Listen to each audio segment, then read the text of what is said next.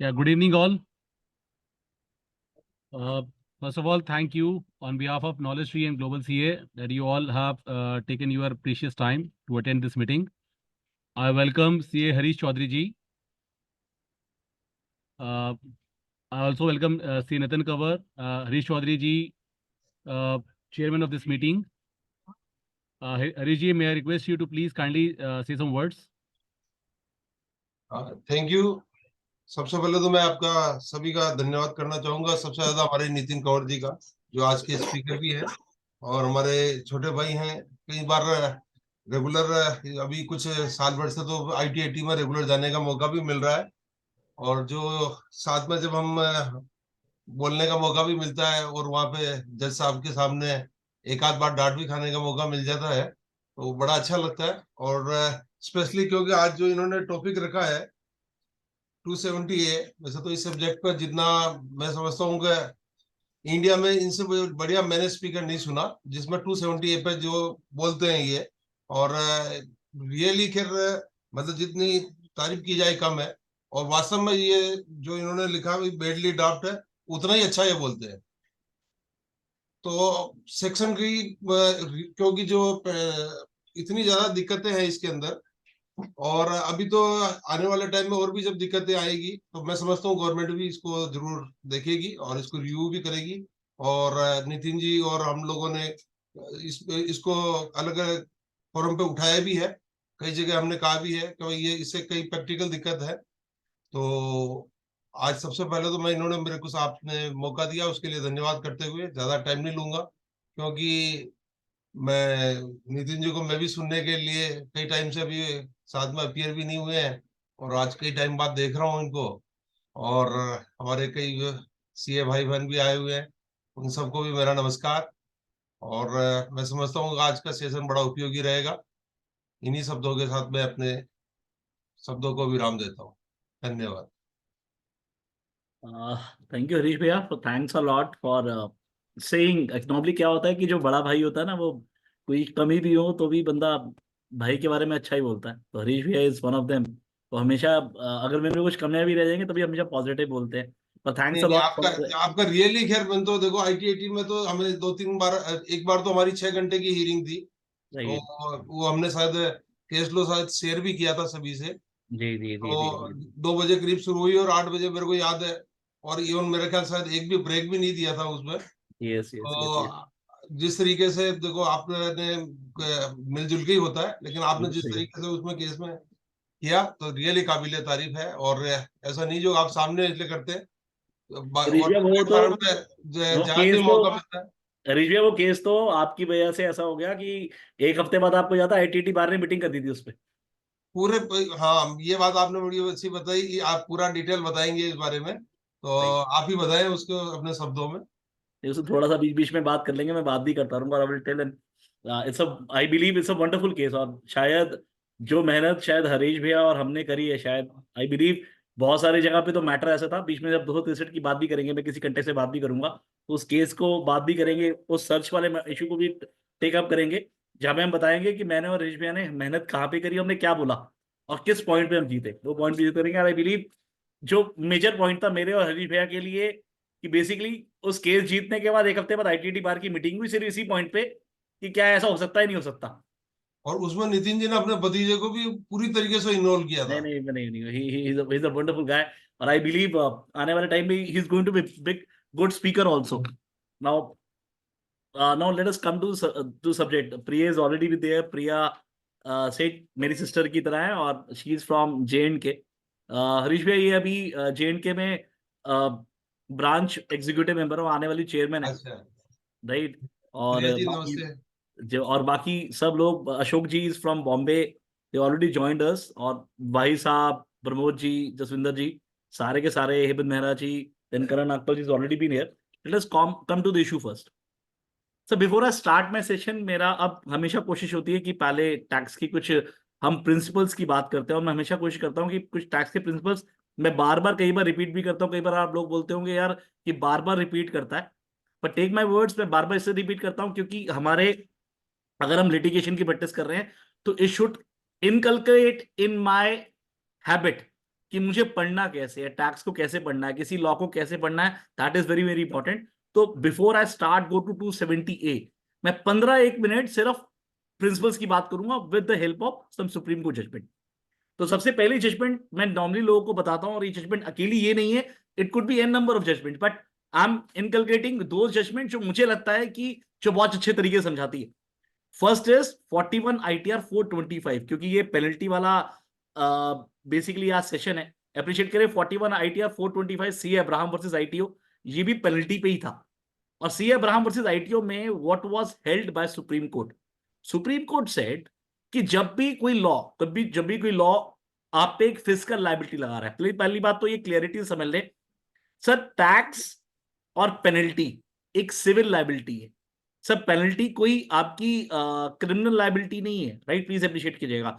तो जो टैक्स है कोई भी हो, चाहे एंटरटेनमेंट टैक्स है, चाहे एक्साइज है, चाहे वो GST है, या फिर उस पर वो पेनल्टी लगती है, प्लीज अप्रिशिएट कीजिएगा, वो सारी की सारी सिविल लायबिलिटी है। कोई चीज क्रिमिनल लायबिलिटी तब बनती है या फिर क्वासी क्रिमिनल लायबिलिटी तब बनती है जब वहां पे सर क्रिमिनल ऑफेंस हो रहा हो, प्लीज अप्रिशिएट कीजिएगा। तो व्हाट आई वांट टू से, अगर मैं इनकम टैक्स की बात करता हूं तो इनकम टैक्स में ये पेनल्टी वो है, क्या है? It is basically a civil liability. अगर कोई भी ऐसा लॉ जो फिस्कल लॉ है, जो आप पे एक फिस्कल लायबिलिटी क्रिएट कर रहा है, चाहे वो टैक्स की लायबिलिटी हो, चाहे वो एडिशनल टैक्स की लायबिलिटी हो, चाहे सरचार्ज की हो, एजुकेशन की हो, इंटरेस्ट की हो, चाहे पेनल्टी की हो, तो ऐसे केस में जब जब कोई लॉ आप पे एक फिस्कल लायबिलिटी पासन कर रहा है, ये बात हमेशा हमें ध्यान रखनी है कि law has to be construed very very strictly. मैं फिर से बोल देता हूं, जो लिखा है उतना ही पढ़ना है, you can't add anything, you can't delete anything. अगर वहां पे ऑफ भी लिखा हुआ है, अगर इन रिस्पेक्ट ऑफ भी लिखा हुआ है, अगर एज लिखा हुआ है, तो कल को आप ये नहीं बोल सकते इफ, इसमें इफ लिखा होना चाहिए था। तो अगर एज लिखा है तो एज को ही पढ़ना पड़ेगा, अगर इफ लिखा है तो इफ को पढ़ना पड़ेगा, अगर ऑफ लिखा है तो ऑफ पढ़ना पड़ेगा, इन रिस्पेक्ट ऑफ लिखा हो तो रिस्पेक्ट ऑफ पढ़ना पड़ेगा। मैं क्लियर हूं आपको? तो जो लिखा है उसे पढ़ना है, आप अपने आप से ऐड नहीं कर सकते, आप अपने आप से कोई चीज डिलीट नहीं कर सकते। दूसरी बात सर, एक जजमेंट आई sir 88 ITR 192, take my words, हर दूसरी तीसरी जजमेंट में 88 ITR 192 का यूज होता है। वो क्यों यूज होता है बताता हूं मैं आपको। पहली बात, जब 88 ITR 192 आई, ये फिर again it is in relation to penalty, but what was said, it reiterated what was said in 41 ITR 425 दैट आपको थंब रूल क्या लेना है टैक्स के अंदर, थंब रूल हमेशा लिटरल इंटरप्रिटेशन। पर ये बात रिइटरेट की, पर साथ में दो चीजें और बोली। पहली बात उन्होंने बोली कि there is a difference between absurd result and absurd meaning. Let us say Harish भाई ने एक कोई सेक्शन पढ़ा, और सेक्शन पढ़ के ये कैलकुलेट कर लिया या फिर ये चीज इंटरप्रेट कर दी कि भैया टैक्सेशन तो हो ही नहीं पाएगा, या फिर चार्ज तो है, कंप्यूटेशन मैकेनिज्म फेल हो गया। तो टेक माय वर्ड्स, अब हरीश भाई ने जब इंटरप्रिटेशन करी है, ये एब्सर्ड रिजल्ट है in context to income tax department. तो जब जब कोई एब्सर्ड रिजल्ट आएगा, तो ऐसे केस में कोर्ट या ITAT कुछ नहीं करेगा। ऐसे केस में it was the duty of legislature या फिर पार्लियामेंट की ड्यूटी है to step in to correct that anomaly. जैसे एग्जांपल देता हूं मैं आपको, अभी आप देखेंगे 2-3 दिन पहले एक सर जजमेंट आई है दिल्ली हाई कोर्ट की इन रिलेशन टू 151, जहां पे 151 में उन्होंने बोला कि अगर पुराने केसेस के अंदर होता क्या था, जब आप 149 पढ़ते हैं तो 149 में प्लीज अप्रिशिएट कीजिएगा, वहां पे दो इश्यूज थे कि दो लिखा 149 1 बोलता है 3 साल तक का पीरियड, और 3 साल से ऊपर 149 1B में उसमें कुछ कंडीशन दी हुई है। पर अप्रिशिएट करें, अगर इफ यू रीड 149 का थर्ड और फोर्थ प्रोविजो, जो अब फोर्थ और फिफ्थ बन गया है, तो पॉसिबिलिटी है, मान लीजिए 18-19 का केस 31/2022 लास्ट डेट है, 3 साल का पीरियड है, पर मान लीजिए आप थर्ड और फोर्थ प्रोविजन पढ़ते हैं और you come to know that जो नोटिस आना था 31/2022 को, नोटिस आया मान लीजिए 4 अप्रैल को, 5 अप्रैल को, 10 अप्रैल को, तो ऐसे केस में प्लीज अप्रिशिएट कीजिएगा, वो पीरियड तो 3 साल से ऊपर निकल गया। अब 151 में कंडीशन ये दी गई थी, अगर 3 साल तक है तो CIT या PCIT, और 3 साल से ऊपर है तो PCCIT या फिर CCIT। ठीक है सर। अब क्वेश्चन ये अरेज हुआ कि वो जो 3 साल का पीरियड है, जो 149 की वजह से आपने 3 साल 5 दिन या 3 साल 10 दिन हो गया, अब यहां पे अप्रूवल सर 151 में CIT द्वारा था या PCCIT द्वारा था?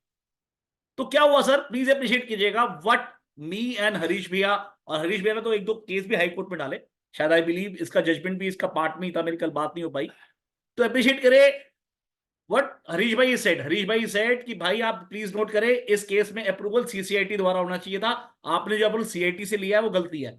कल ही और हुआ अप्रिशिएट डिसीजन, कर, हाँ जी, कल ही हुआ हाई कोर्ट, दिल्ली हाई हाँ, कल कोर्ट ही में आया सर, कल ही कल ही हुआ। आया। और प्लीज अप्रिशिएट करें इसको, इसी लॉ को प्रोस्पेक्टिवली अमेंड भी किया गया, प्रोस्पेक्टिवली अमेंड भी किया गया किसके द्वारा? By the parliament, when they said कि भैया ये सीआईटी होना चाहिए या पीसीसीआईटी होना चाहिए, तो उन्होंने बोला अगर 141 के हिसाब से अगर कुछ चेंजेस हो रहे हैं तो अप्रूवल वो सीआईटी का ही रहेगा। तो प्लीज अप्रिशिएट करें, ये एब्सर्ड रिजल्ट की बात कर रहा है, राइट या राइट? तो जब एब्सर्ड रिजल्ट आएगा, जब एब्सर्ड रिजल्ट आएगा, तो ऐसे केस में कोर्ट कुछ नहीं करेगा, आईटीआईटी कुछ नहीं कर सकता। It was the duty of the parliament और लेजिस्लेचर। जैसे एग्जांपल और लेते हैं, मान लीजिए प्रिया ने एक क्लाइंट था, प्रिया का क्लाइंट था, प्रिया ने क्या किया, वो क्लाइंट ने कोई हाउस प्रॉपर्टी इंटरेस्ट मतलब के लिए लोन ले लिया। अब प्रिया ने क्या किया, इंटरेस्ट की डिडक्शन सेक्शन 24 में भी ले ली और साथ में सेक्शन 48 के अंदर भी उसे कॉस्ट ऑफ इंप्रूवमेंट में ले लिया।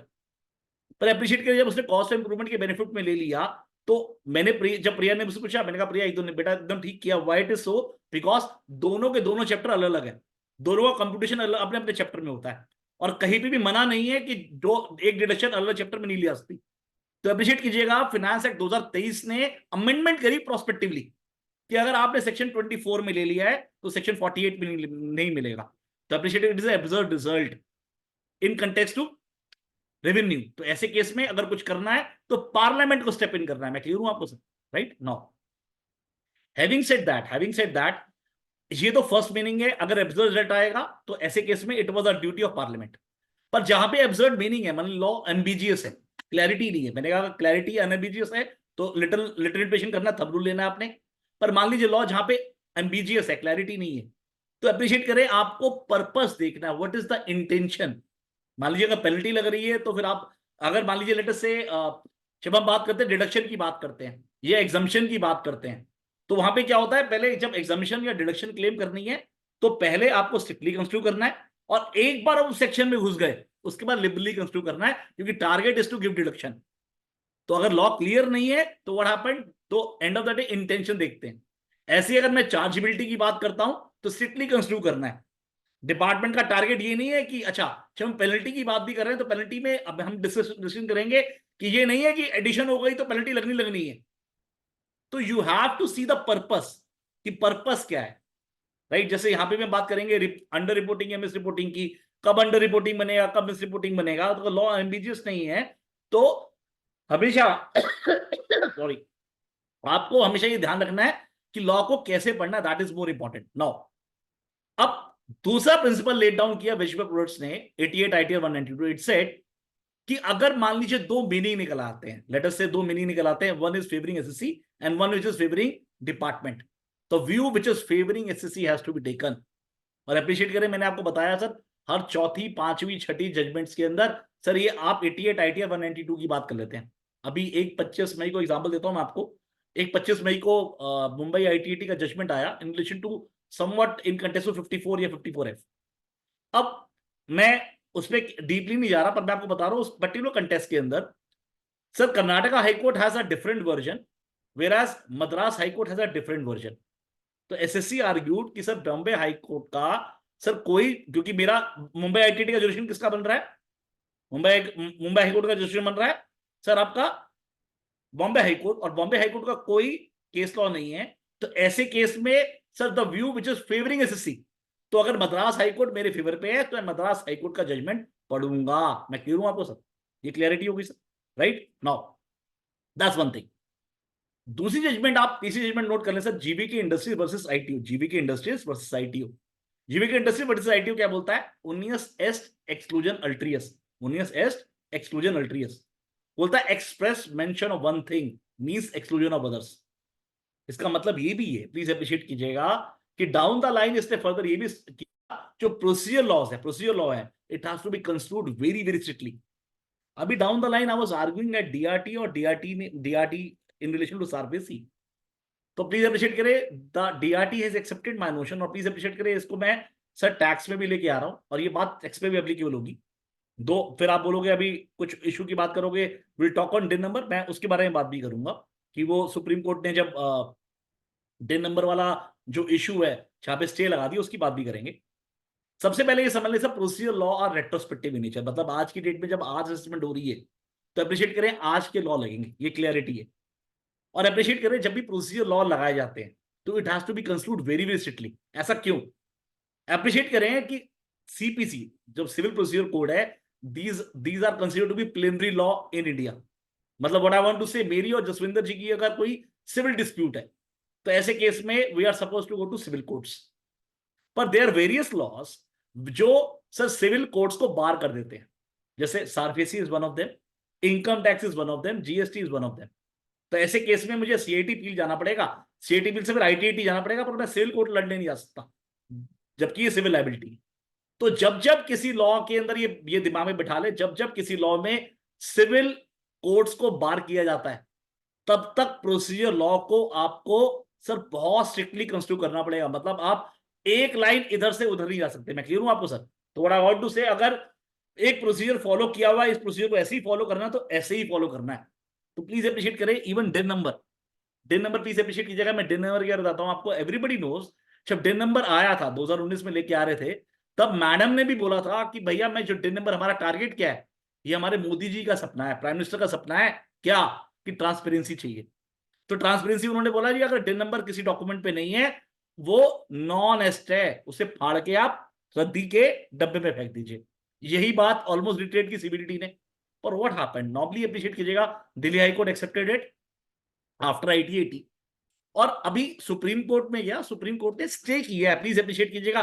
दे haven't decided against SSC, they only state the matter.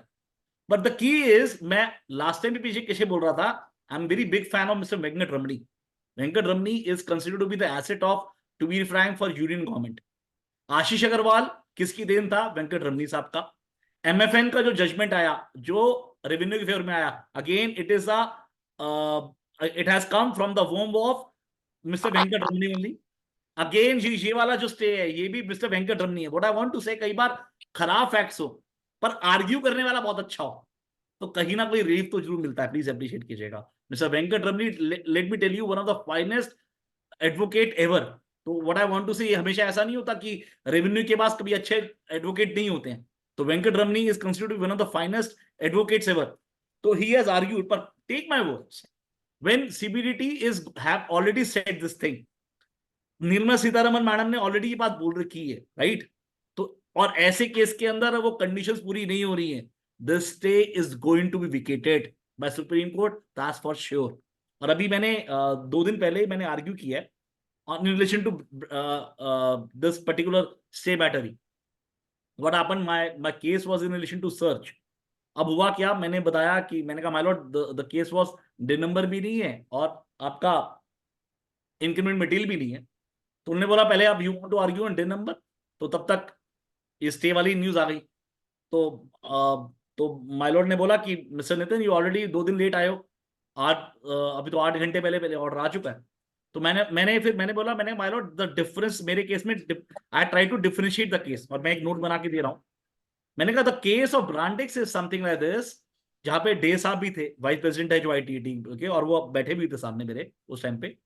तो मैंने बोला सर, मैं the case of Brandix ITAT which was upheld by Delhi high court was such कि जहां पे डिन नंबर तो इशू हुआ था, चाहे 2 दिन लेट हो, चाहे 4 दिन लेट हो, चाहे 6 दिन लेट हो, पर मेरा ऐसा केस है जहां पे डिन नंबर इशू ही नहीं हुआ। तो I try to differentiate the case. मैंने कहा जहां पे डिन नंबर इशू ही नहीं हुआ वहां पे तो आप ये स्टे की बात कर नहीं सकते। दो दे सेड कि please come with the note, उन्होंने 11 मार्च की डेट लगा दी, मुझे कोई दिक्कत नहीं है। तो व्हाट आई वांट टू से, स्टिल यू कैन डिफरेंशिएट, पर मेरी पर्सनल व्यू यही है कि सर स्टे मिला है, this is going to come in the favour of, sir in the favour of SC, unless and until कोई आर्टिकल 142 दोबारा यूज ना कर ले। मैं क्लियर हूं आपको sir? Otherwise it is going to come in the favour of SSC, वो dead sure है, वो कोई दिक्कत वाली बात नहीं है। Now having said that, this is one thing. Second, third, fourth judgement है sir Mitsubishi corporation versus ITO. Mitsubishi corporation sir का जजमेंट था 338 ITR 174, 338 ITR 174। What was said by Mitsubishi Corporation? It said that एक और तरीका है law को पढ़ने का, अगर लॉ एमबीजीएस है, वो क्या है?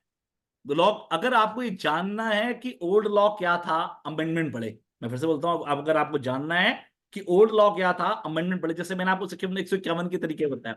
151 में क्या हुआ, उन्होंने पहले सारे अप्रूवल सीआईटी से, सीसीआईटी ले लेते, सीसीआईटी से ले ली, सीआईटी से ना, इन्होंने प्रोस्पेक्टिवली अमेंड कर दिया। तो इसका मतलब ओल्ड लॉ में गलती थी। तो यही बात इन्होंने कल परसों जो दिल्ली हाईकोर्ट का जजमेंट आया, जहां पे एक्सेप्ट करी है कि department has accepted his mistake, they have amended that particular law.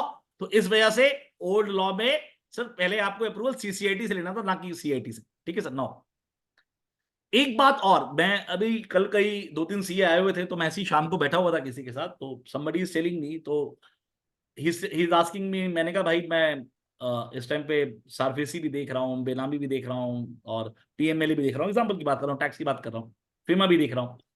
He said कि नितिन भाई आपको टाइम मिल जाता है मोटा मोटा, ऐसे इतने सारे लॉ कैसे पढ़ लेते हैं? तो let me tell you a crux, और वो मैं क्रक्स समझा रहा हूं, आप प्रैक्टिस में फॉलो कर लोगे तो आप उससे बेटर हो जाओगे। The key is whether you implement it not, why it is so. Now नहीं सर, आप अशोक जी, आप बात सही कह रहे हैं, पर अशोक जी हम इसको थोड़ी बाद में डिस्कस कर लेंगे, कि जस्ट टू आर्ग्यू करने के लिए नहीं है। Ashok ji, you have a valid point, but let us discuss afterwards now.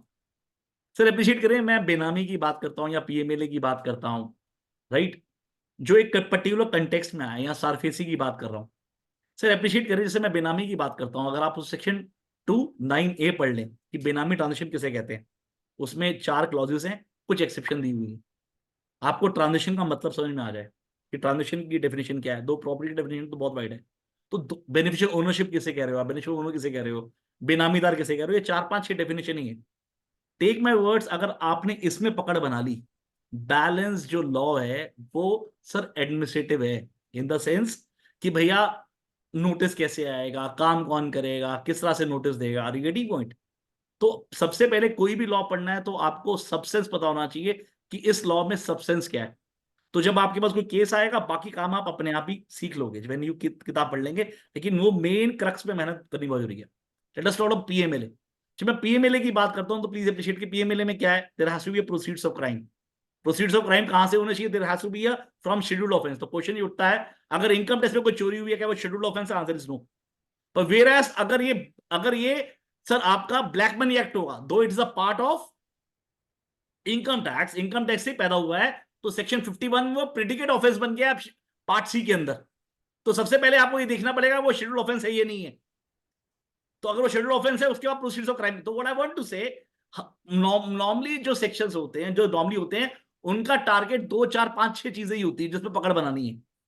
अब जब अगर आपने उसमें पकड़ बना ली, उसके बाद जो मेन क्रक्स बता रहा हूं, एंड में अगर आपको प्रैक्टिस करनी है, और मैं जो ये बात कह रहा हूं, आप ये एक्सपेरिमेंट करने के लिए जब मर्जी इंप्लीमेंट कर दीजिएगा। आप प्रमोद जी कल सुबह चेक कीजिएगा, 10 केस पढ़ने हैं जो आपको फ्राइडे को आए हैं, एग्जाम्पल 10 केस, कोई भी अपनी मर्जी से। सर मोर देन 70-80%, मैं 70-80% मोर देन कह रहा हूं सर, सब में जो केस जीते गए हैं, not on law matters, the case जीते गए हैं प्रिंसिपल ऑफ जुडिशियल रिव्यू पे या प्रिंसिपल ऑफ नेचुरल जस्टिस पे। मैं फिर से बोल रहा हूं, प्रिंसिपल जुडिशियल रिव्यू पे या प्रिंसिपल ऑफ नेचुरल जस्टिस पे। पहले हम प्रिंसिपल नेचुरल जस्टिस की बात करते हैं, फिर प्रिंसिपल जुडिशियल रिव्यू समझाता हूं मैं। सब principal of natural justice is a hydra headed मतलब कि क्या मैंने कोई जो जिस डॉक्यूमेंट में रिलाय अपॉन कर रहा हूं, क्या मैंने इंफॉर्मेशन पूरी दी नहीं दी आपको, क्या मैंने वो स्टेटमेंट आपको कॉपी दी नहीं दी, क्या मैंने क्रॉस एग्जामिनेशन का मौका दिया नहीं दिया, क्या मैंने आपको प्रॉपर टाइम दिया नहीं दिया, आर यू गेटिंग पॉइंट? क्या मैं इरेलीवेंट मटेरियल पे काम तो नहीं करा, आर यू गेटिंग पॉइंट? तो सब principle natural justice hydra headed. और अप्रिशिएट करें, जो प्रिंसिपल नेचुरल जस्टिस वो कहां से आ रहा है, वो सर आर्टिकल 14 से आ रहा है। और अगर प्रिंसिपल ऑफ नेचुरल जस्टिस अगर आपने फॉलो नहीं किया, तो ऐसे केस में, क्योंकि पार्ट 3 ऑफ द कॉन्स्टिट्यूशन में हो रहा है, तो ऐसे केस में that order is liable to be quash. Sir दूसरी अपॉर्चुनिटी नहीं मिलेगी, सेकंड इंडेक्स नहीं मिल सकती। Same way go for sir principle of judicial review. जब जब डिस्क्रिशनरी पावर होगी, जैसे अभी हम डिस्कस करेंगे 270A में, वहां पे चार्ज में बोलता है मे, प्लीज अप्रिशिएट कीजिएगा। इनकम टैक्स में किसी भी केस के अंदर जब असेसमेंट की बात करता है, कुछ भी एडमिनिस्ट्रेटिव एक्शन ले रहा है, वो बोलता है मे। और ये अकेले इस लॉ में नहीं है, आप ब्लैक मनी एक्ट पढ़ ले, पीएमएलए पढ़ ले, बेनामी पढ़ ले, फीमा पढ़ ले, सर हर जगह सर डिस्क्रिशनरी पावर दी गई है विद द एडमिनिस्ट्रेटिव अथॉरिटी। तो जब जब किसी लॉ में कोई डिस्क्रिशनरी पावर दी गई है, तो ऐसे केस के अंदर जब जब किसी को डिस्क्रिशन यूज करनी है, लेट अस से प्रिया इज अ आईएएस ऑफिसर और उसको एक डिस्क्रिशन यूज करनी है, तो उसकी मर्जी नहीं है आंखें बंद करके जो मर्जी कर देगी। सर आपको ये चेक करना पड़ेगा, लेट अस से वो इंफॉर्मेशन मेरे से आई है, मैं इन्वेस्टिगेटिंग अथॉरिटी हूं, तो मैंने अगर इंफॉर्मेशन प्रिया को दी है, क्या ये बोरो सर्टिफिकेशन तो नहीं है? क्या प्रिया ने अपने आप एप्लीकेशन में माइंड लगाया नहीं लगाया? ऐसा तो नहीं है सर। काम तो प्रिया को करना था, प्रिया ने अपने स्टाफ को बोल दिया तुम कर लो। जैसे मैं एग्जांपल लेता हूं सर, 263 के केस में अभी एक केस हमारे फेवर में आया 20 दिसंबर को, विच हैव आर्ग्यूड, दो मैंने आर्ग्यू किया on the case of inadequate inquiry viz no inquiry. तो मैंने बोला माय लॉर्ड, वैसे though inquiry was done, but there is a difference between inadequate inquiry और नो इंक्वायरी। तो आप एक तरह से इनएडिक्वेट तो मान सकते हो, नो इंक्वायरी नहीं मान सकते। पर मेरा एक और आर्गुमेंट भी था जो मैंने जानबूझ के ज्यादा प्रेस नहीं किया, because I am safer in 263। मैं ये प्रूव कर सकता था कि the order was not Arrhenius, please appreciate कीजिएगा। पर दैट आर्गुमेंट वाज, अप्रिशिएट करिए, जब 263 पढ़ते हैं तो वहां पे क्या लिखा हुआ है कि सीआईटी को खुद सर रिकॉर्ड मंगाना है, उसको खुद इंस्पेक्ट करना है, खुद चेक करना है, और उसके बाद फाइंडिंग देनी है कि भैया the order was erroneous in such a way that is a prejudicial to the interest of revenue. Appreciate करें, मेरे केस में क्या हुआ, जब मैं डाटा मंगाया और मैंने जब डाटा की कॉपी ली वहां से ली, उसने अपने स्टाफ, उन्होंने स्टाफ को दे दिया था, सारा काम स्टाफ ने किया, प्लीज अप्रिशिएट कीजिएगा। It is only they have signed it, okay आपने चेक कर लिया, मैंने साइन कर दिए। तो सर काम किसको करना था? प्रिया को। प्रिया ने मेरे स्टाफ से करा लिया, नॉट एक्सेप्टेबल। पॉसिबिलिटी है प्रिया को उसके सीनियर ने बोला कि भैया ऐसे ही काम होगा, नितिन को तो नोटिस जाएगा ही जाएगा, अंडर डिक्टेशन, जुडिशियल रिव्यू। मैं बात करता हूं से टीडीएस की बात करता हूं, टीडीएस में कंपाउंडिंग की बात करते हैं। आप देखोगे जब टीडीएस की कंपाउंडिंग के लिए कभी जाते हो तो कई दो तरह के केस होते हैं। कई केसेस में तो क्या हुआ, आपने टीडीएस काटा, रख लिया अपने पास। पर कई जगह तो क्या होता है, आप टीडीएस इसलिए काट रहे हो बिकॉज आप मर्केंडाइज सिस्टम अकाउंटिंग कर रहे हो, आपके पैसे देने के लिए है ही नहीं, आपका मतलब क्लाइंट के पास। तो ना उसने टीडीएस जमा करा पाया, ना उस बंदे को दे पाया, और आप प्रूव कर पा रहे हो कि सर मैं तो बिजनेस कर रहा हूं, क्योंकि मुझे बेसिकली मर्केंडाइज सिस्टम अकाउंटिंग करनी है, तो मैं टीडीएस जमा नहीं करा पा रहा। पर जैसे ही मेरा पैसे पहले आए, फर्स्ट टाइम पे आए, सबसे पहले मैंने आपको जमा किए, उसके बाद मैंने उस बंदे को दिए। पॉसिबिलिटी हो सकती है। पर there was a policy which was made by, एक सर्कुलर है, तो कभी भी आप कमिश्नर के पास जाओ, कमिश्नर कहेगा भैया देखो आप इस पे फॉल कर रहे हो, वो कहेगा नो, बोले फॉल नहीं कर रहे, सॉरी सॉरी, आपका केस तो भैया प्रोसिक्यूशन होगा। तो प्लीज अप्रिशिएट करें, नाउ दैट सीआईटी के ऊपर फेटर्स डाल दी हैं, it has a fetter on the discretionary power of the CIT. तो जब सीआईटी के ऊपर फेटर्स डाल दिए, why it is so, because the court says there could be a possibility कि जब प्रिया एग्जाम जब ये ले रही है, अब मैं मान लीजिए मेरा कोई केस है, there could be something new with me, मैं कोई नई चीज प्रिया को बता दूं, शायद वो प्रिया ने सोचा ना हो, जो इस पॉलिसी से बाहर हो, तो हर केस को सर अलग से देखना पड़ेगा। सिर्फ पॉलिसी के तहत आके वो आपका एक गाइडिंग फोर्स हो सकता है, पर it can't be concluding facts. मैं क्लियर हूं आपको सर? ऐसे बहुत सारे इश्यूज हो सकते हैं in relation to judicial review. क्या रेलेवेंट फैक्टर्स चेक किए नहीं किए? ऐसा तो नहीं है रेलेवेंट फैक्टर्स पे आपने आर्ग्यू कर लिया या डिसाइड कर लिया, आर यू गेटिंग पॉइंट? तो ऐसे बहुत सारे कारण हो सकते हैं। तो व्हाट आई वांट टू से, मैं जो आपको बता रहा हूं, अगर आपने बेसिक लॉ का फंक्शन जो आपको पता है, किसी भी लॉ को अगर प्रैक्टिस करनी है आपने, डिसिप्लिनरी कमेटी की बात करता हूं आपको, take my word, disciplinary committee के सब मेजॉरिटी ऑर्डर, मैं आज 28 से 29 केस लड़ रहा हूं, और टेक माय वर्ड्स, ये हमारी कोशिश तो होती है, मैं we argue over there also, पर टेक माय वर्ड्स, मुझे पर्सनल मेरा मानना ये है कि अगर ये हाई कोर्ट जाए और कोई ढंग से चैलेंज करे तो प्रिंसिपल जुडिशियल रिव्यू में ही उड़ जाएंगे वो सारे के सारे। Why it is so? Because sir, अब जैसे एग्जांपल देता हूं आपको मैं, one of the case which I am arguing over there, और मैं प्रो बोनो किस पे करता हूं, मैं सीए काम कभी चार्ज नहीं करता सर, मैं कोशिश करता हूं, भगवान अगर पहली बात तो डिस्ट्रिक्ट कमेटी में किसी का केस लगे ना, पर कोई केस लगे, I will try to argue on a pro bono basis. अब एक इशू बताता हूं, जैसे एक केस हम जो लड़ रहे हैं, चाइनीज कंपनी का झगड़ा है, राइट, जो आपको याद होगा चाइनीज कंपनी का बहुत झगड़ा हुआ था। अब उस केस में क्या हुआ, there was a particular CA, मैं नाम नहीं ले रहा हूं उसका, उस सीए के साथ क्या हुआ सर, उसने एक कंपनी बनाई। अब वो कंपनी बना के उसने शेयर्स जो थे वो कैश में, जो शेयर कैश में सब्सक्राइब कर लिए। अब रूल नंबर 21 के अंदर उसको फॉर्म जमा कराना पड़ता है, तो उसमें क्या होता है, उसको प्रूफ दिखाना पड़ता है कि भैया वो पेमेंट रिसीव हो गई। तो क्या होगा सर, वो रिसीव कैसे होगी? थ्रू आप लेजर लगाओगे तो कैश ही होगा। तो अब एमसीए ने क्या बोला, क्योंकि उस लेजर पे साइन नहीं थे, तो ऐसे में केस में कनाइवेंस, और प्लीज अप्रिशिएट कीजिएगा, मैंने जो बोला, एमसीए ने बोला पहला जी 10,000 करोड़ का, पहले या 6 या 7 पेज अगर आप पढ़ोगे कंप्लेंट के, तो एमसीए कानपुर क्या बोल रहा है कि भैया 8-10,000 करोड़ रुपए का नुकसान हो गया। तो मैंने जब इनको बोला व्हाट आई आर्ग्यूड, मैंने कहा this particular complaint is biased. पहले 6 पेज पढ़ के तो हर बंदे को लगेगा जो अंदर बैठा है वो चोर है, पर जब आप एक्चुअली फैक्ट्स देखोगे you will come to know एक सिंगल पेपर पे सिग्नेचर है, उस सिंगल पेपर पे सिग्नेचर ना होने से उस बंदे की कनाइनेस कैसे बन जाएगी। This complaint should be taken back. अगर आपको करनी है तो दूसरे नए तरीके से करो, अदरवाइज या फिर इस पेपर्स को एक्सपंज करो।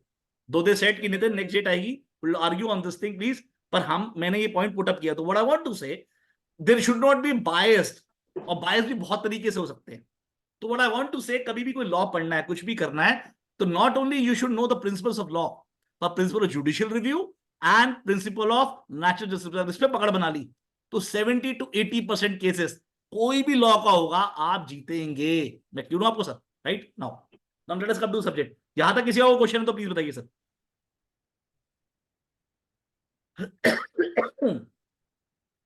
हाँ जी भैया, किसी का कोई क्वेश्चन है तो बताइए please. Anyhow,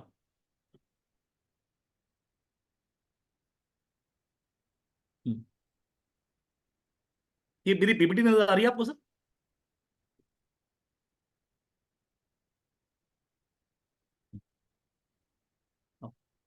now let us come to 270A subject की बात करते हैं, 270A बात करते हैं। Before I go deep in 270A और हम बात करना करें 270A के, तो प्लीज अप्रिशिएट कीजिएगा सर। 270A से पहले everybody knows that there was a regime of 271C। अब जब 271C की बात करते हैं, हाँ Pramod ji. No, I was just reading your telephone number. Okay now appreciate करें, उससे पहले 271C का रिजाइम था। जब 271C का रिजाइम था तो प्लीज अप्रिशिएट 271C। अगर आप किसी पूछेंगे, आप प्रभु जी अपने आप से क्वेश्चन पूछेंगे, हरीश जी अपने आप से पूछेंगे, या जितने भी सीनियर चार्ट अकाउंटेंट यहाँ बैठे हुए हैं, राइट, हर बंदा बोलेगा यार 271C वाज सेटल्ड। हरीश भाई बोलेंगे ऑलरेडी सेटल्ड, यही बात हरीश भाई ने बोला, we already represented when Harish भाई वाज चेयरमैन ऑफ एनआईआरसी। हमने ये बात रिप्रेजेंटेशन भी भेजी टू हरीश भाई, to the various finance ministry, कि सर वो लॉ सेटल्ड था, या फिर जो चीजें वहां पे है वो कम से कम यहाँ पे तो लेके आए, कम से कम लिटिगेशन तो ना बढ़े। एनीहाउ, तो हरीश भाई मैं और हंसते भी थे, मैं और हरीश भाई, कि हमने कहा यार ये गवर्नमेंट में सबसे अच्छी मिनिस्ट्री हमें लगती है फाइनेंस मिनिस्ट्री। ऐसा क्यों? क्योंकि सबसे ज्यादा धंधा यही बढ़ाती है। आई बिलीव चाहे 148 को अनसेटल किया हो, 147 को अनसेटल किया हो, 153 को अनसेटल करके यहाँ पे लेके आए हो, चाहे आप 270A लेके आए हैं, फिर आप नई पेनल्टी 271AD की बात करें, AB की बात करें, जो चीजें सेटल्ड है उसे आप अनसेटल्ड करने की कोशिश कर रहे हैं। प्लीज अप्रिशिएट करें।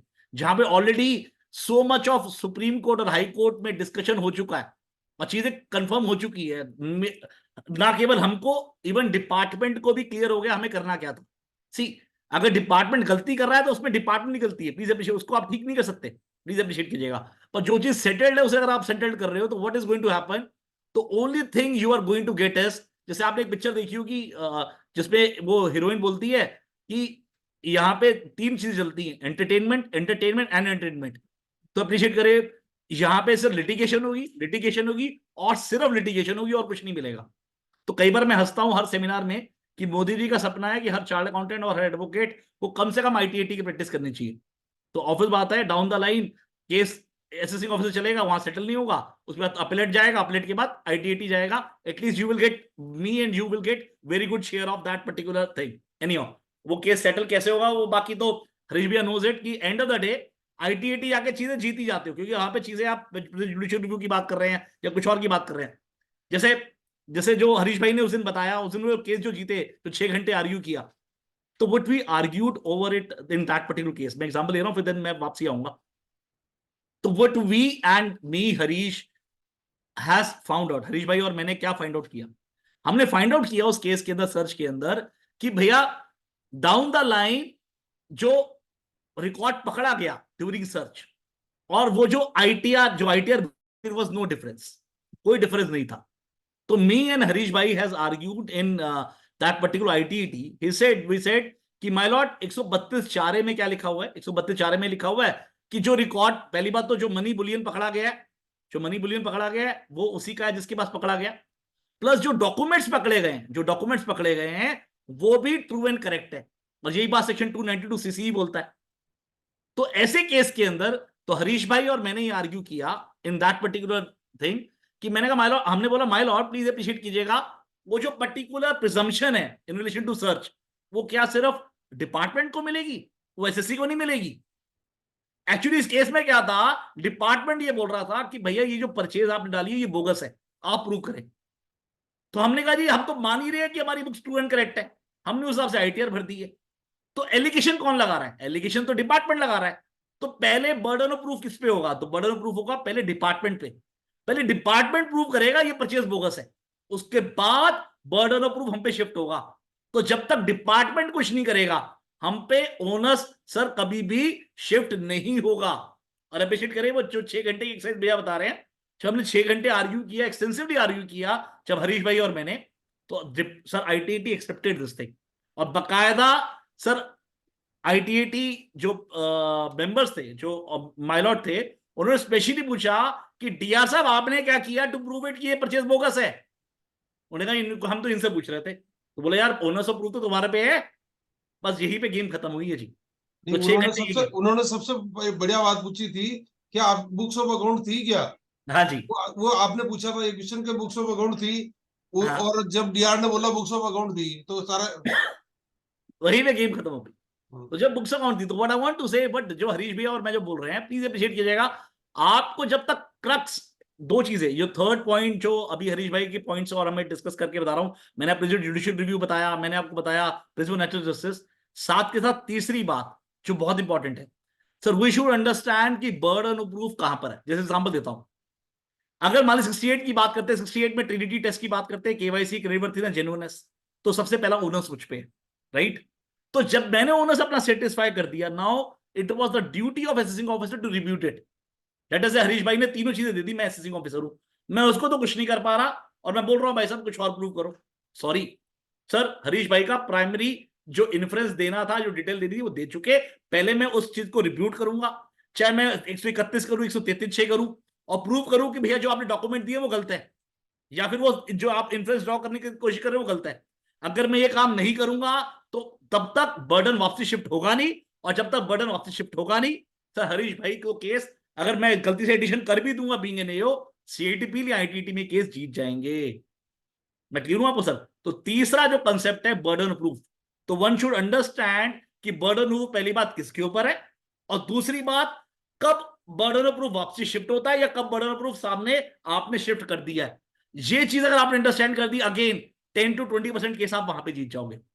10% है सिर्फ कि मुझे आप कि भैया वो लीगल आप ग्राउंड पे जाओगे, सब्सटेंटिव लॉ ठीक था नहीं था और ऑल दैट सब। तो 90% केस का जो मैंने तरीका जीतने का, जो मैं और हरीश भाई इंप्लीमेंट करते हैं वो ये है, चाहे कोई भी लॉ हो। एनी अंडरस्टैंड टू 271C जो हम बात कर रहे थे, तो 271C में तो लॉ वाज सेटल्ड इधर कंसीलमेंट या इनएक्यूरेट पर्टिकुलर्स। और हरीश भाई कहीं पे गलती कर रहा हूं या you want to add it, please add कर दीजिएगा सर। वो वहां पे दो ही चीजें थी, या तो कंसीलमेंट या इनएक्यूरेट पर्टिकुलर्स। जब वो कंसीलमेंट इनएक्यूरेट पर्टिकुलर्स कर रहा था तो होता क्या था उस केस के अंदर, लेटर से किसी केस में 4 एडिशन हुई, तो डिपार्टमेंट की ड्यूटी होती थी इशू वाइज आपको ये बताने की कि कहां पे कंसीलमेंट है, कहां पे इनएक्यूरेट पर्टिकुलर्स। ठीक है सर। नाउ अब झगड़ा वहां पे पड़ता था कि मान लीजिए उसने बोला कंसीलमेंट, मान लीजिए असेसमेंट ऑर्डर में डाला कंसीलमेंट तो है, प्लीज अप्रिशिएट कीजिएगा, पर जब नोटिस दिया तो उसने कोई लिम को टिक नहीं किया। तो there was judgement of Manjunathan cotton. Manjunath cotton ने बोला था भाई ये आपका शो कॉज नोटिस है, आपको तो लिम को तो टिक करना ही पड़ेगा। या फिर मान लीजिए आपने नोटिस पे भी दे दिया सही, और ऑर्डर में आपने सर दे दिया दूसरे लिम पे, that it is inaccurate particulars. तो व्हाट आई वांट टू से, ये तीनों चीजें असेसमेंट ऑर्डर, सर नोटिस, और जो आपका एंड में पेनल्टी नोटिस आ रहा है, ये तीनों की तीनों सिंक्रोनाइज होने चाहिए। जिस लिम पे शुरू किया है उसी लिम की आपकी पेनल्टी लगनी चाहिए। अगर इसमें जरा सा भी फर्क आ गया तो गेम चेंज हो जाएगी सर। तो अगर आप नोट करें, you want to note, Mohammad Farhan Akhtar का बॉम्बे हाईकोर्ट का 5 जज बेंच का ऑर्डर है, जहां पे उन्होंने क्लियरली बोला है कि not only assessment order but also penalty notice but also in the penalty order, तीनों चीजें सिंक्रोनाइज होनी चाहिए। अगर तीनों सिंक्रोनाइज नहीं है तो गेम खत्म है। कोई भी दो की बात करेंगे, कोई भी एक की बात करेंगे तो गेम खत्म हो जाएगी। Merely स्टेटिंग in assessment order will not work. आपको ऑर्डर में भी लिखना पड़ेगा, आपको सर पेनल्टी नोटिस में भी देना पड़ेगा, और साथ के साथ आपके पेनल्टी ऑर्डर में भी आना चाहिए। नौ ये बात जब हमें क्लियर हो गई तो ये बहुत झगड़ा लगता था। बहुत सारे केस हम टेक्निकल ग्राउंड पे जीत जाते थे कि सर इसने लिम यहाँ पे टेक नहीं किया, या फिर यहाँ पे तो लिम कुछ और बोला, आगे हमारी पेनल्टी तो किसी और बात पे लगा दी, तो उस ग्राउंड पे जीत जाते थे। तो what happened sir, parliament had thought it कि यार पेनल्टी तो छूट ही जाती थी, तो दे सेड टू थिंग्स। पहला, उन्होंने बोला there was a discretionary power, 100 से 300% की डिस्क्रिशनरी पावर है।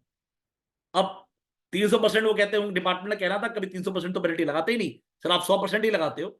तो प्लीज अप्रिशिएट कीजिएगा, अगर आप किसी सीनियर चार्ट अकाउंटेंट से पूछेंगे, जो एडवोकेट होंगे या सीईओ होंगे, या आप खुद अपने आप से पूछेंगे, आपने 300% पेनल्टी या तो लगते हुए देखा नहीं होगा, अगर देखा भी होगा 300% गई तो 100% होगी। और कुछ जो लोग अगर मान लो हरीश भाई की तरह होंगे तो 300 को 0 भी कर दिया होगा, उन्होंने करवा दिया होगा।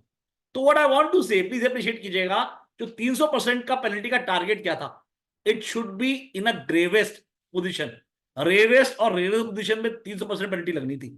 Now having said that, sir parliament said कि हम डिस्क्रिशनरी पावर खत्म कर रहे हैं, अभी इसको भी डिस्कस करेंगे, क्या डिस्क्रिशनरी पावर पूरी तरह खत्म हो गई? दे सेड पहले 100 से 300 उनकी मर्जी होती थी, अब या तो 50 लगेगी या 200 लगेगी, राइट? दूसरी बात, they said they want to bring objectivity, clarity and certainty. Objectivity, clarity and certainty, और हम मैं डिस्कस करेंगे, you will come to know, आपको लगेगा ना तो ऑब्जेक्टिविटी है, ना क्लैरिटी है, ना सर्टिनिटी है। और मैं आपको ये भी प्रूव करूंगा sir, most of the cases तो पेनल्टी लगी नहीं पाएगी, लॉ इतना बैडली ड्राफ्टेड है या फिर इनएप्टली ड्राफ्टेड है। Now before I go further, कुछ प्रिंसिपल्स और नोट कर लें सर। मेरली अगर आपके हाथ में कोई असेसमेंट हो गई, मेरली अगर आपके हाथ में कोई असेसमेंट हो गई, क्या ऐसे केस के अंदर इट इज, क्या ये पक्का है कि आपके हाथ में सर पेनल्टी नोटिस लगना जरूरी है? तो what I want to say, please appreciate कीजिएगा, there are few judgment, one is Ashok Pai sir, 292 ITR 11, 292 ITR 11 supreme court, wherein Supreme Court said, reiterated that penalty proceeding and assessment proceedings are distinct proceedings altogether. ये कहीं नहीं लिखा हुआ अगर assessment में कोई addition हो गई। जैसे एग्जांपल देता हूं आपको मैं, हाइपोथेटिकली मान लीजिए आपके हाथ में एडिशन हुई, एडिशन इस हिसाब से हुई, जैसे मैं 68 की बात ही करता हूं, वो बोलता है where sum is found credited in the books account maintained by the C and for the same either the explanation was not provided or where the explanation is provided not at the satisfaction of AO. तो what I want to say, Pramod ji ने तीनों के तीनों चीजें दे दी और सारे कागज दे दिए, पॉसिबिलिटी में ए हूं, मैं ऐसे केस में क्या लिखूंगा कि भाई मैं सेटिस्फाइड नहीं हूं, यही तो बात लिखूंगा। तो व्हाट आई वांट टू से, जब मैंने कोई पेनल्टी लगानी है, आप 271 AAC को भूल जाइए, एक बार को भूल जाइए, क्योंकि वो तो 17-18 के बाद आया। मान लीजिए 270A लगता है हाइपोथेटिकली उस पर, तो क्वेश्चन इज सर, एक डॉक्ट्राइन ऑफ इक्वल हाइपोथेसिस भी होता है, नोट कर लीजिए, doctrine of equal hypothesis. What does it mean? अगर मैं ये प्रूव नहीं कर पाया हाइपोथेटिकली कि भाई ये जो मैंने सर, ये जो कैश क्रेडिट है ये लोन, या फिर मैंने शाम ट्रांजेक्शन नहीं है, या फिर ये शेयर कैपिटल शाम ट्रांजेक्शन नहीं है, तो आप भी तो प्रूव नहीं कर पाए ये शाम ट्रांजेक्शन है। अगर मैं नहीं प्रूव कर पाया तो आप भी प्रूव नहीं कर पाए। तो ऐसे केस में आप सब बैलेंस ऑफ प्रोबेबिलिटीज के हिसाब से मेरी एडिशन तो कर सकते हो, टैक्स तो लगा सकते हो एक बार को, पर पेनल्टी नहीं लगा पाओगे। मैं क्लियर हूं आपको सर? तो ये बस समझना बहुत जरूरी है। तो what I want to say that every assessment proceeding doesn't mean will not should not result in penalty proceeding. Sir Pramod ji कुछ बोल रहे हैं, बोलिए सर। प्रमोद जी आप म्यूट पे हैं, प्रमोद जी आप म्यूट पे हैं, प्लीज म्यूट पे हैं।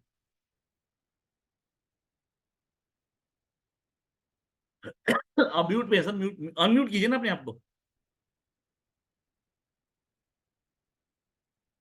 सर, अनम्यूट कीजिए, अनम्यूट कीजिए, यहाँ पे म्यूट का बटन होगा ना सर।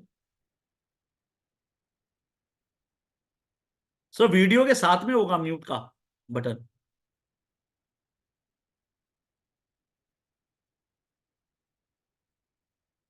चलिए कोई नहीं, कोई नहीं, आगे कर लेते हैं सर। अब बीच में आप म्यूट खोल के देख लीजिए, जब आपको ठीक लगेगा सबसे कर लीजिए, कोई दिक्कत नहीं। No otherwise you take a help of your staff, वो समझा देगा कैसे म्यूट करना। Anyhow, now please appreciate कीजिएगा। अब प्रॉब्लम ये आती है, now let us come to, मैं अशोक पाई की जजमेंट में दोबारा आऊंगा, फिर पहले हम थोड़ा सा 271C और 270 में फर्क समझते हैं। सर अप्रिशिएट करें, 271C और 270 को जब हम पढ़ते हैं तो डिफरेंस क्वेश्चन आता है, डिफरेंस क्या है? तो इफ आई कुड से कि वन वे इज कि भैया पहली बात तो क्या है, आज की डेट में अब 271C इश्यू वाइज पेनल्टी थी, वेयर एज सर 270A अब होलसेल की पेनल्टी है। तो व्हाट आई वांट टू से, अगर मैं प्योर वनीला की बात करूं, वो क्या बोलता है, अगर जो ऑर्डर हुआ है और जो आपका 143 बने में जो इंटीमेशन आई है, अगर दोनों में जरा सा भी फर्क है तो ऐसे केस में पेनल्टी लगेगी। प्लीज अप्रिशिएट कीजिएगा। अब आपको इश्यू वाइज जाने की जरूरत नहीं है, पर मैं क्वेश्चन कुड बी कि सर सच में क्या होलसेल है? To me answer is no. Sir there could be a possibility, one can very well argue कि सर आपने 4 एडिशन करी है, इसमें 2 इश्यू तो मेरे ऐसे हैं जो शायद अंडर रिपोर्टिंग हो सकते हैं, 2 इश्यू हो सकते हैं शायद मिस रिपोर्टिंग के। तो पॉसिबिलिटी है, one can argue this thing also, जो आज तक लोगों ने सर कभी इस तरह से किया ही नहीं, क्योंकि अभी तक 2 पेनल्टी आप इन अबेंस में रखते आ रहे हैं। तो there could be a possibility, though the department should say, कि बहुत सारे स्पीकर ये बोलते हैं ये होलसेल पेनल्टी है, पर मेरा फिर भी मानना ये है, जैसे एग्जांपल लेता हूं आपको मैं। अब आप बोलोगे ऐसे कौन से तरीके होता है, जैसे मैंने टोटल इक्वल हाइपोथेसिस बताया। दूसरा कुड भी, जैसे एग्जांपल लेता हूं, 68 की बात ही कर लेते हैं। आपने कुछ लोन लिए, कुछ शेयर कैपिटल ली। शेयर कैपिटल तो सारे पेपर दे दिए, लेट अस से शेयर कैपिटल तो सारे पेपर दे दिए, पर लोन का कोई डॉक्यूमेंट नहीं दे पाए। तो ऐसे केस के अंदर अगर मान ली 271A ना लगता होता, 270A लगता होता, तो क्या होता? तो जब एडिशन शेयर कैपिटल की हुई है तो आप बोलते भैया ये तो अंडर रिपोर्टिंग हो सकता है, वेराज सर, या फिर ये पेनल्टी लगनी नहीं चाहिए, जबकि जहां पे मैंने लोन के डॉक्यूमेंट, जहां पे मैंने पूरे डॉक्यूमेंट्स नहीं दिए, वहां पे सब मिस रिपोर्टिंग हो सकता है। तो दो, आप एक तरफ को तो होलसेल ऑपरेशन, फिर इसको भी फर्दर आप सब डिवाइड कर सकते हो। दूसरी बात अप्रिशिएट करें सर, 271C में मैंने आपको बताया लिंब वाइज अप्रोच होता था, इशू वाइज अप्रोच होता था, पर यहां पे इशू वाइज अप्रोच नहीं है, apart from this what I have said. पर what I want to say, please appreciate कीजिएगा, if you actually read 270A2, अभी जो मैं पढ़ाऊंगा, या 270A3, जैसे एग्जांपल दिखाता हूं, मैं आपको दिखाता हूं, देखिए क्या है। अगर आप 270A2 पढ़े तो क्या बोलता है? Person shall be considered to have under reported his income, right. और दूसरा क्या बोलता है कि भैया, थर्ड बोलता है इन केस, एक मिनट भैया सर, हाँ सॉरी, दूसरे केस में ये बोलता है, मान लीजिए इन केस जहां पे आपकी अंडर रिपोर्टिंग की कंप्यूटेशन कैसे होगी।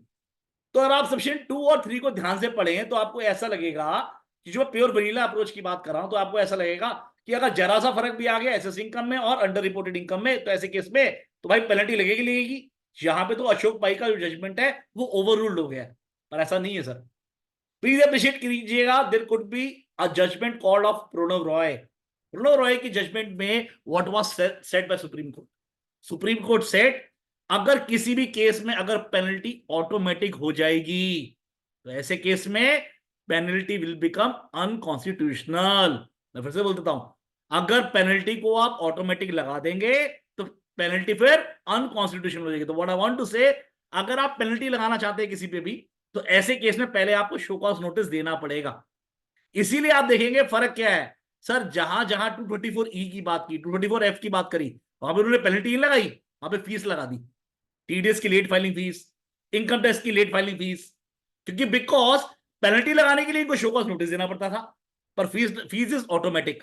और इसलिए आप नोट करें, जो फीस है वो आपको 37 में खर्चा भी मिलता है, पेनल्टी का खर्चा नहीं मिलता। प्लीज अप्रिशिएट कीजिएगा, अगर आपने कोई टीडीएस की फाइलिंग फीस जमा करी है, लेट फाइलिंग फीस, तो उसका खर्चा मिलेगा। फीस का मतलब होता है जो सर्विस दे रहे हैं उसके बदले में क्या दे रहे हो आप, इसलिए वो ऑटोमेटिक है। तो उन्होंने पेनल्टी लगाई, उसे फीस की तरह लगाया। मैं क्लियर हूं आपको सर? राइट नाउ, तो व्हाट आई वांट टू से, मैंने ऑलरेडी प्रणव रॉय भी समझा दिया आपको। नाउ प्लीज अप्रिशिएट कीजिएगा,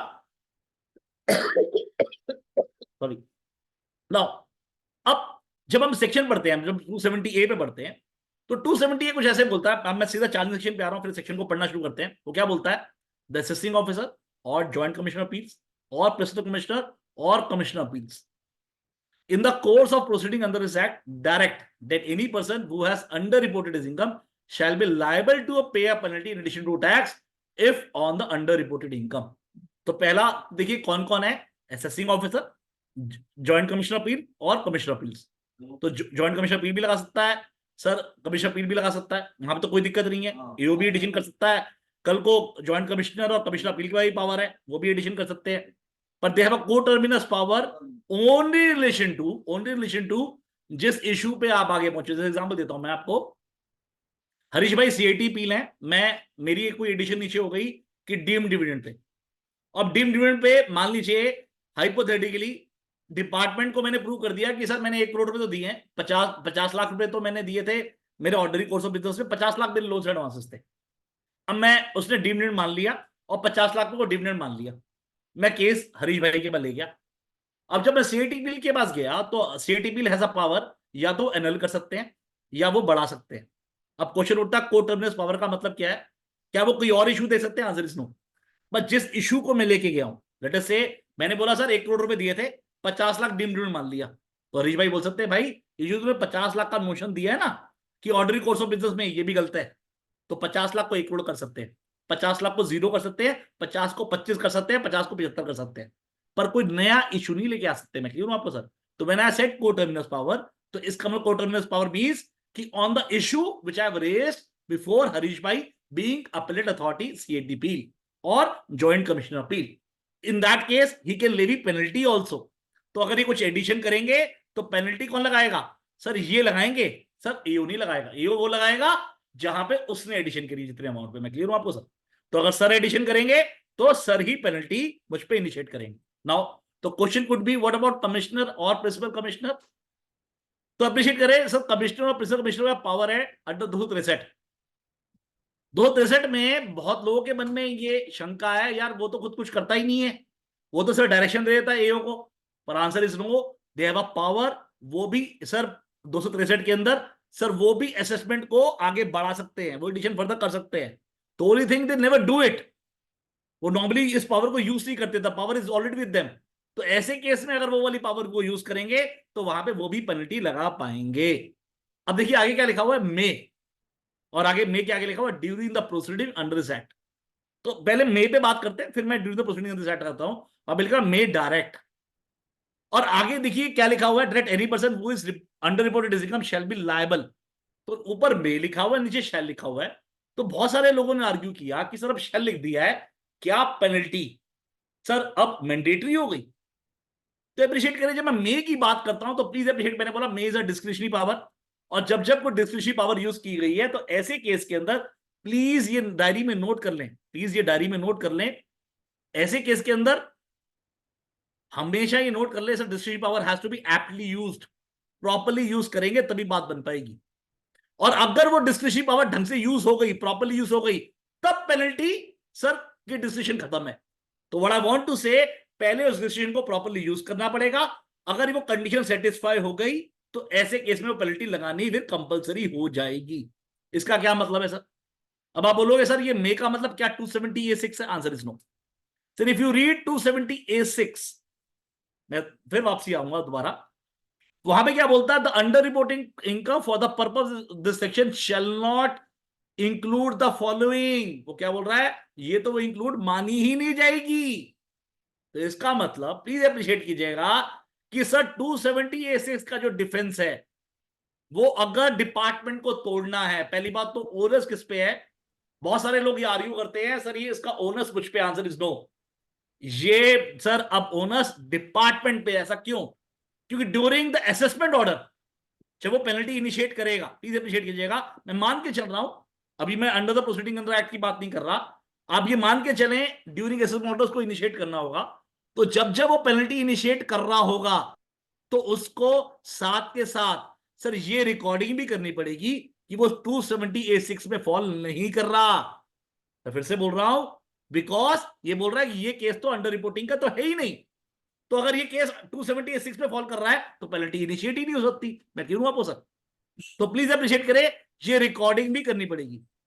अब क्वेश्चन उठता है, जब मैं डायरेक्ट की बात करता हूं, यहां पे शेल की बात करता हूं, तो क्वेश्चन ही उठता है सर प्लीज अप्रिशिएट कीजिएगा, अगर मैं इसको थोड़ा सा 271C के साथ कोरिलेट करूं, प्लीज अप्रिशिएट कीजिएगा, देखिए मैं दिखाता हूं आपको, 270A है, अब 271AC बढ़िए, सब कुछ ऊपर सेम लिखा हुआ during the course of proceedings act is satisfied that any percent.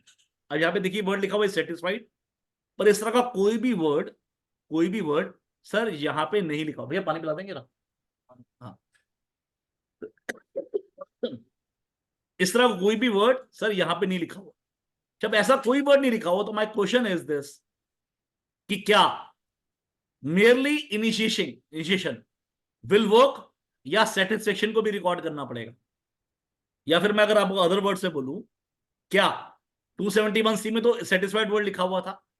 तो अगर मैं आपसे ये पूछूं कि क्या कभी 271C में इनिशिएशन के अलावा कभी सेटिस्फेक्शन भी रिकॉर्ड होता था? आप में से किसी ने देखा कि सेटिस्फेक्शन रिकॉर्ड होते हुए? सर मैंने तो आज तक नहीं देखा, पर वर्ड तो वहां पे लिखा हुआ है सेटिस्फाइड। तो रिकॉर्ड होना चाहिए था या नहीं होना चाहिए? इसके लिए मैं आपको एक जजमेंट नोट करा रहा हूं, और ऐसी बहुत सारी जजमेंट है। There was the judgement of Ram commercial, और ये राम कमर्शियल जजमेंट है इन रिलेशन टू 271C। और ये कब आई थी? भैया दो तीन पेपर, 271C। और उसके बाद मैं बताऊंगा कि क्या हुआ था सर, और ये सारी जजमेंट किस पे रिलाय अपॉन कर रही है। तो वो judgment called Jayalakshmi rice mills, note कर ले sir, Jayalakshmi rice mills 379 ITR 521, 379 ITR 521. This particular judgment is relation to penalty under section 271E. 271E कब लगता है? जब आपका 209T लगता था। तो 271E में उन्होंने बोला था, दो वहां पे वर्ड सेटिस्फाइड लिखा है या नहीं लिखा, तो जब जब कोई पेनल्टी आप लगाना चाहते हैं तो ना केवल आपको इनिशिएशन करना पड़ेगा, साथ के साथ आपको सेटिस्फेक्शन भी रिकॉर्ड करना पड़ेगा। और जब जब मैं सेटिस्फेक्शन रिकॉर्ड करने की बात करता हूं, प्लीज डायरी में नोट कर लें, सेटिस्फेक्शन रिकॉर्ड का मतलब क्या है? सर क्लियर फाइंडिंग होनी चाहिए कि पेनल्टी लगेगी, क्लियर फाइंडिंग होनी चाहिए कि भैया आपने चोरी करी है। मैं क्लियर हूं आपको sir? Merely initiation will not work. आप जैसे मैंने बताया, क्या 271C में तो इस सेटिस्फाइड लिखा भी था कि उसके बावजूद भी सेटिस्फेक्शन रिकॉर्ड होता था? Answer is no. ऐसा क्यों? अगर आप नोट करें 271C के एरिया में, तो 271C में sir there was section called 271(1)B। दिखाता हूं आपको सर, सॉरी,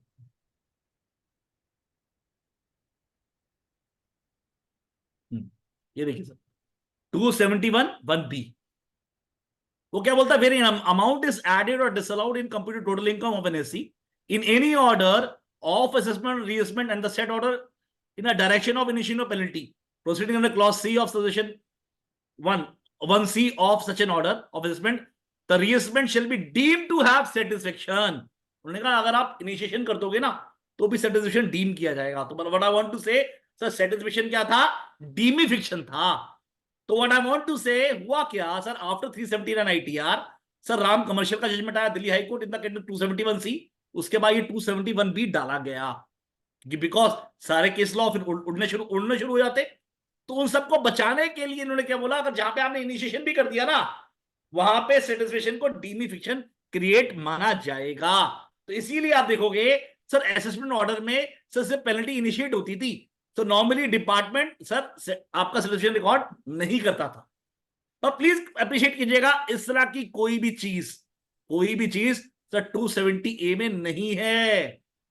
तो अगर कोई चीज 270A में नहीं है तो इसका मतलब सर सिर्फ इनिशिएशन से काम नहीं चलेगा। अगर इनिशिएशन अगर करनी है तो ऐसे केस के अंदर आपको सेटिस्फेक्शन भी रिकॉर्ड करना पड़ेगा। और जब आप सेटिस्फेक्शन रिकॉर्ड करेंगे, सेटिस्फेक्शन में क्या रिकॉर्ड करेंगे? क्या ये 270A6 में फॉल करता है, यस या नो? मैं क्लियर हूं आपको सर? तो ये भी रिकॉर्डिंग करनी कंपलसरी है।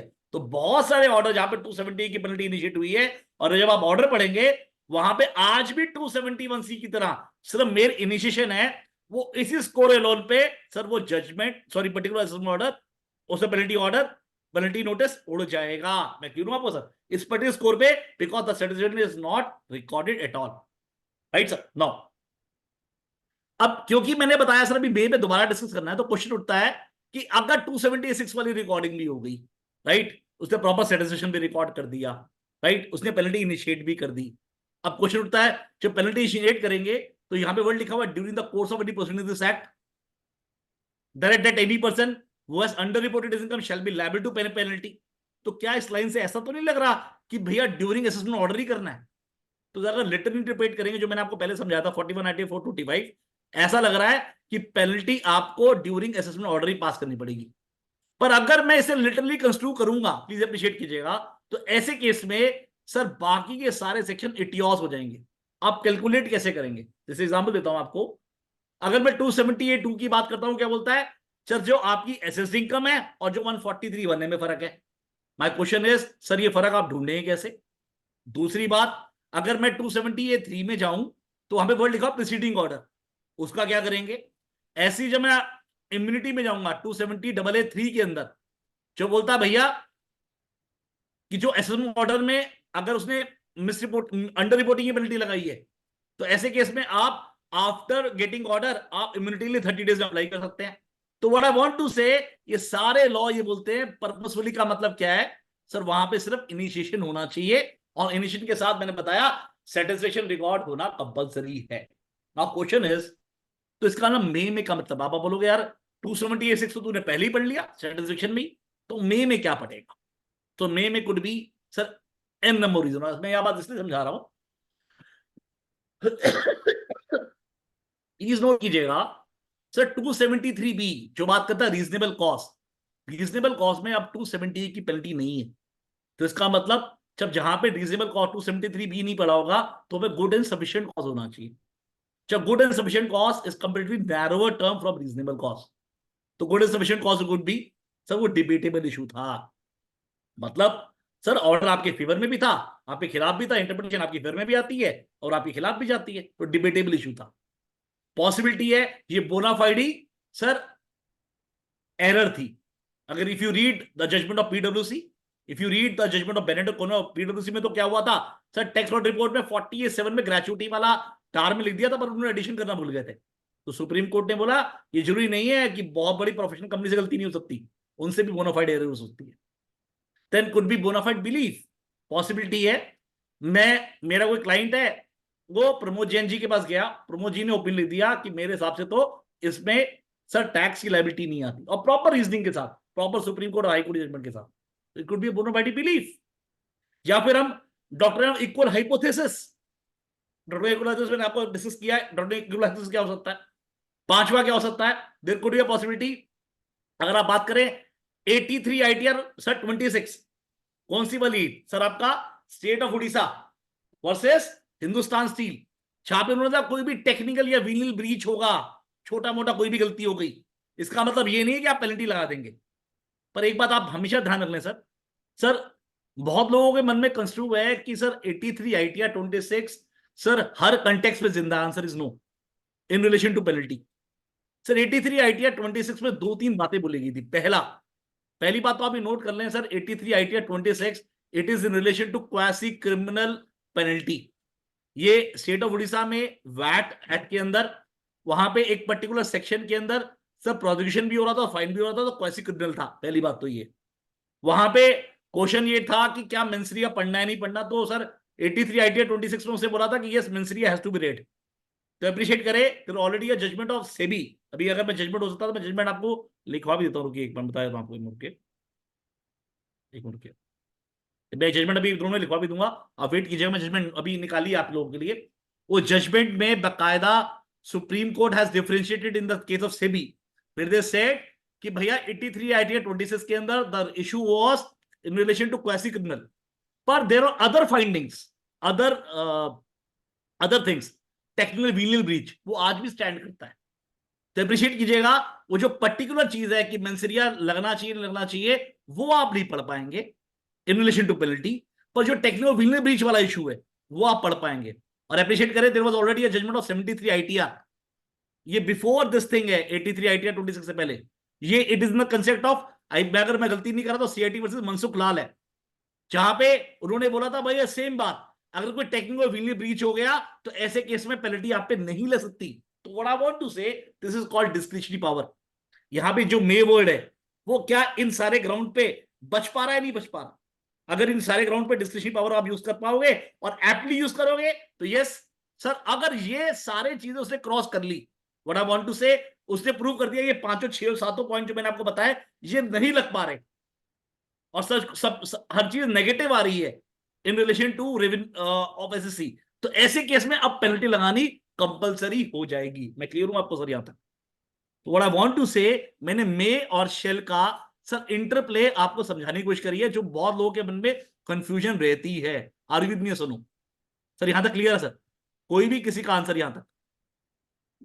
राइट सर, आगे बढ़े। Now when we understand all this things, अब क्वेश्चन उठता है, मे वो सारे कंडीशंस पूरी हो गई, अब ऐसे केस के अंदर क्या इसके बावजूद ही पेनल्टी लग पाएगी? तो प्लीज नोट कर ले सर डायरी के अंदर। मैंने बताया सर, लोगों को गलती लगती है, हर बंदा कहता है पहले चेक कर लो 270A9 की मिस रिपोर्टिंग तो नहीं है, मतलब क्या ये under reporting in consequence of miss reporting तो नहीं है। पर मेरा पर्सनल मानना है sir under reporting in consequence miss reporting तो बात की बात है, पहले 4 पिलर बहुत इंपॉर्टेंट है। पहला 270A6 मैंने बताया, वो तो आप at the time of certification of जब असेसमेंट ऑर्डर में लिख रहे हो वहीं पे कवर हो जाएगा, तो उसमें से अगर कुछ भी कवर हो गया तो आपकी पेनल्टी इनिशिएट की उसकी गेम ही खत्म। इसके अलावा 3 पिलर ऑन है।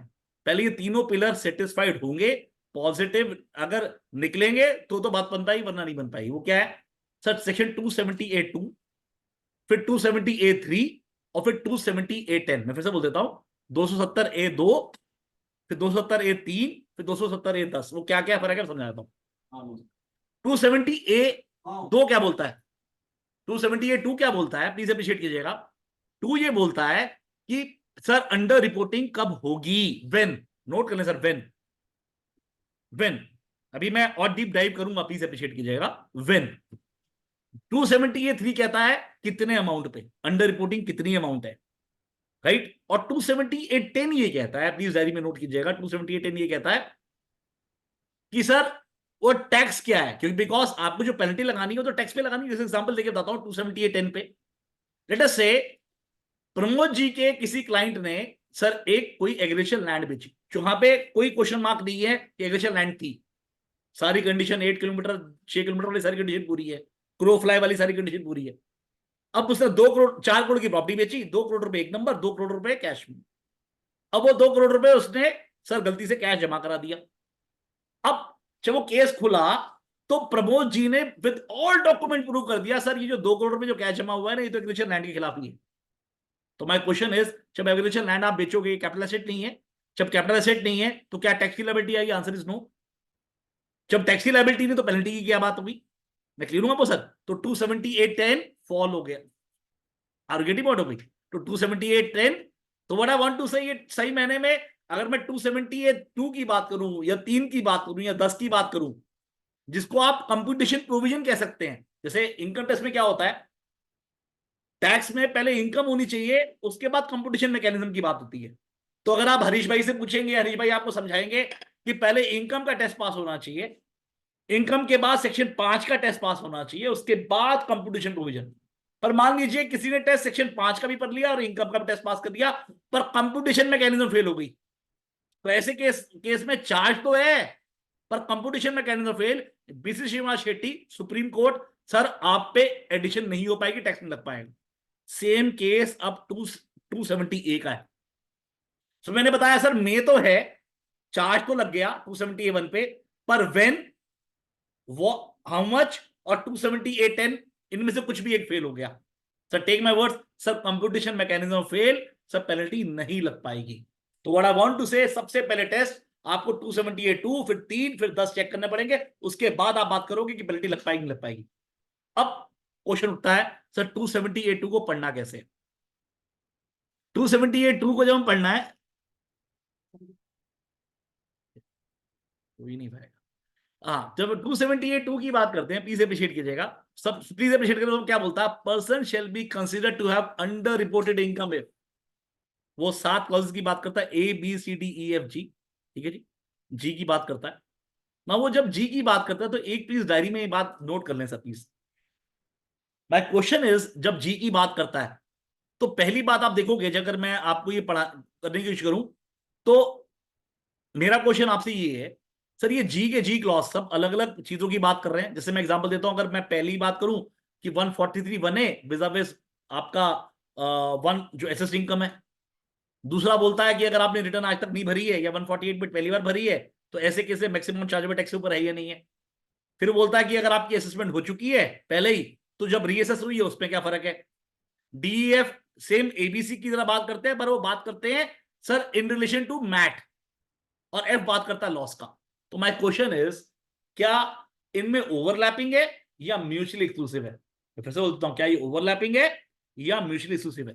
तो प्लीज डायरी में नोट कर लें, यहां पे वर्ड लिखा हुआ, a person shall be considered, जब जब वर्ड कंसीडर्ड वर्ड कहीं पे यूज करता हूं, कंसीडर वर्ड को जब आप डिक्शनरी मीनिंग यूज करेंगे तो इसका मतलब डीमी फिक्शन है। और जब जब डीमी फिक्शन आएगा तो इसका मतलब, और सारे सर्कमस्टांसेस जब अलग अलग बातें कर रहे हैं, दीज आर म्यूचुअली एक्सक्लूसिव। मैं फिर से बोल देता हूं, दीज आर म्यूचुअली एक्सक्लूसिव। अगर ओवरलैपिंग होगी भी तो sir general over specific over general clause की एप्लीकेबिलिटी होगी। मैं फिर से बोल देता हूं, पहली बात तो सर ये म्यूचुअली एक्सक्लूसिव बनेंगे, पर अगर मान लो गलती से कोई ओवरलैपिंग है भी तो sir specific clause will prevail over a general clause. मैं क्लियर हूं आपको sir? What I want to say, जैसे एग्जांपल देता हूं, जब मैं लॉस की बात करूंगा, अगर लॉस है तो सर आप सब पहले 6 पढ़ ही नहीं पाएंगे, क्योंकि लॉस के लिए अलग से जी क्लॉज अलग दिया हुआ है। मैं एग्जांपल देके समझा रहा हूं, फिर से बोल रहा हूं, अगर लॉस है तो आपको जी क्लॉज ही पढ़ना पड़ेगा, अब बाकी क्लॉज नहीं पढ़ना। लगाया था। ठीक है सर? आगे बढ़े सर। नाउ अब इशू की बात करते हैं सर। प्लीज अप्रिशिएट कीजिएगा, ये डायरी में नोट कीजिएगा सर, ये बहुत इंपॉर्टेंट है। सर ए में देखिए क्या लिखा हुआ है, the income assessed is greater than the income determined 143 बने से। तो सबसे पहले आप नोट करें सर, असेस्ड वर्ड को टिक कर लें सर, असेस्ड वर्ड को टिक कर लें। बी में क्या लिखा हुआ है, the income assessed is greater then, यहां पे भी वर्ड असेस्ड लिखा हुआ है। और नीचे क्या लिखा हुआ था, इनकम रीअसेस्ड, यहां पे रीअसेस्ड को टिक कर लें, प्लीज अप्रिशिएट कीजिएगा। अब जब आप डी में पढ़ेंगे तो वहां पे एसएस और रीएसएस लिखा हुआ है, ई में सिर्फ एसएस लिखा हुआ है, एफ में रीएसएस लिखा हुआ है, और जी में एसएस और रीएसएस। तो what I want to say, please appreciate कीजिएगा, जो बहुत इंपॉर्टेंट है। अगर आप सेक्शन 2 सब क्लॉज 8 पढ़े, वो क्या बोलता है, असेसमेंट इंक्लूड्स रीअसेसमेंट आल्सो। तो मेरा क्वेश्चन ये है कि जब असेसमेंट इंक्लूड रीअसेसमेंट है तो आपको क्या बार बार एसएस या रीएसएस लिखने की जरूरत थी? Answer is no. पर क्योंकि आपका टारगेट ये था कि सारे क्लॉजेस को म्यूचुअली एक्सक्लूसिव बनाना है, इसलिए आपने कहीं पे एसएस लिखा, कहीं पे रीएसएस लिखा। एक बात। दूसरी बात, जब मैं 148 की बात करता हूं, जो नए रिजाइम की बात करता हूं, तो मैंने बहुत जगह ये बात बोली है और बहुत लोगों को अजीब सी लगती है, लेकिन जब मैं बात समझाता हूं तो लोगों को समझ में आती है। मेरा पर्सनल मानना ये है, if you compare old law with new law, तो ऐसे केस में आपको ये साफ पता लगेगा कि अगर आज तक मेरी असेसमेंट नहीं हुई तो ऐसे केस में नया 148 मेरे खिलाफ नहीं हो सकता। ऐसा मैं समझाऊंगा किसी, आप दोबारा पे ऑलरेडी मैंने यूट्यूब पे ऑलरेडी बोला हुआ है इस बात को। पर तो व्हाट आई वांट टू से, सर सेक्शन 2 जब हम बात करते हैं किसी भी डेफिनेशन सेक्शन में, वहां पे बोलता है unless the context otherwise requires. तो अगर मैं बात करूं सेक्शन 270A की बात करूं, या फिर बात करूं 147 की बात करूं, 148 की बात करूं, यहां पे सेम एनालॉजी लगती है। व्हाट आई वांट टू से, सर यहां पे हर जगह आप ये नहीं पढ़ पाएंगे assessment include reassessment also, because context otherwise require कर रहा है। एनीहाउ इसको डीपली डिस्कस बाद में करेंगे, कभी 148 दोबारा कर पाएंगे, otherwise you can see my YouTube जो हमारी पुरानी है। पर having said that, if I start going in issues, मैं इश्यूज की बात करता हूं। सबसे पहला क्या बोलता है, income assess is greater than the income determined the return, clause है 143 बने। अब मेरा before I start my question, जब मैं वैनिला अप्रोच की बात करता हूं, let us say if you are filing your return, क्या ऐसे केस में कभी ऐसा हो सकता है कि मान लीजिए 143 बने में आपने रिटर्न भरी, और 143 बने में रिटर्न भरी आपकी, मान लीजिए कोई प्रोसेसिंग ही ना हो, क्या ऐसा हो सकता है? और क्या अगर मेरी प्रोसेसिंग नहीं हुई, can you argue like this कि सर 143 बने में मेरी असेसमेंट तो हुई नहीं, तो ऐसे केस में तो मेरी प्योर वनीला अप्रोच जो है कि 143 बने कभी होगा ही नहीं, तो ऐसे केस में मेरे पेनल्टी लगी नहीं पाएगी, क्या ऐसा हो सकता है?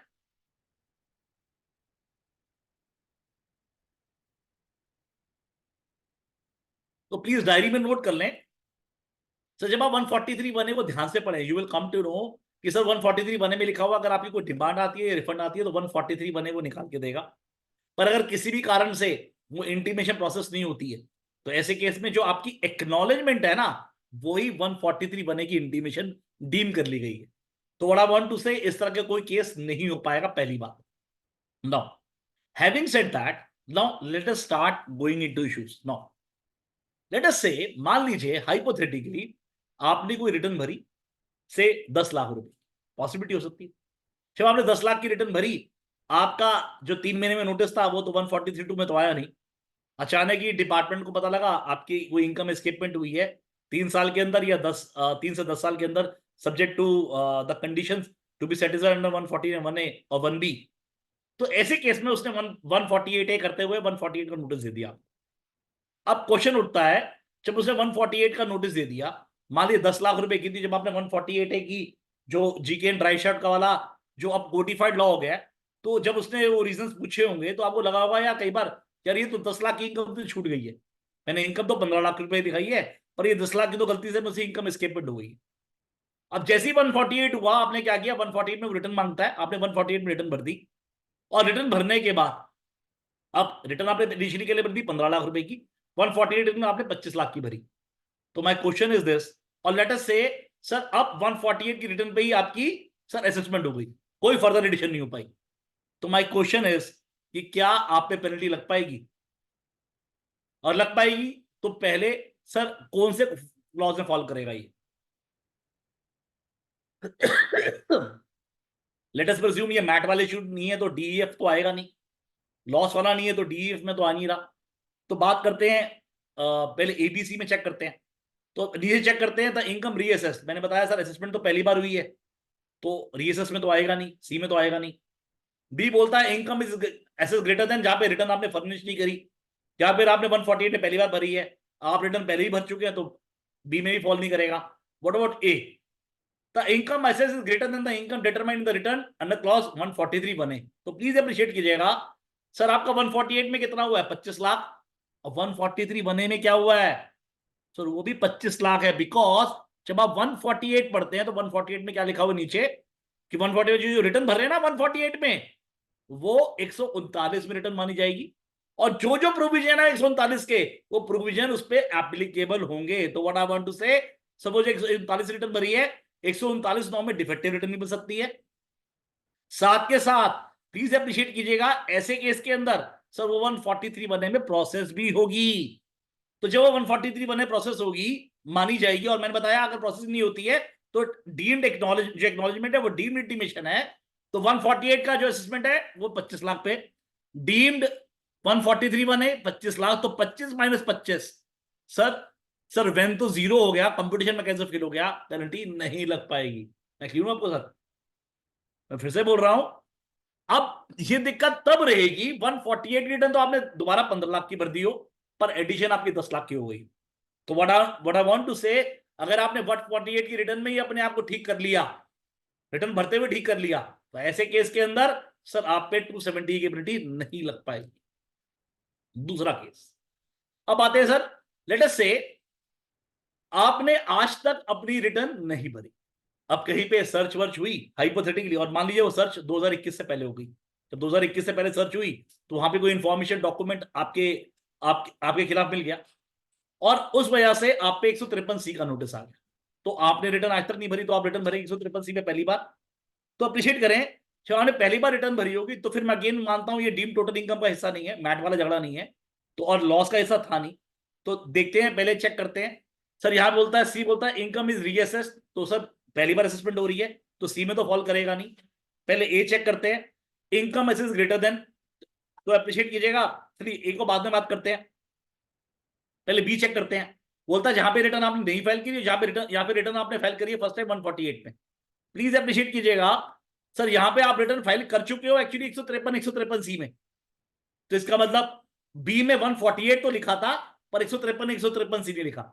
मैं यह बात आपको इसलिए नोट करा रहा हूं, प्लीज अप्रिशिएट कीजिएगा, 2019 में सर पहले जो ये लिखा हुआ है where return has been furnished first time under section 148, ये पहले नहीं लिखा हुआ था, ये 2019 में इन्होंने रेट्रोस्पेक्टिव अमेंडमेंट करी है और उसमें डाला है।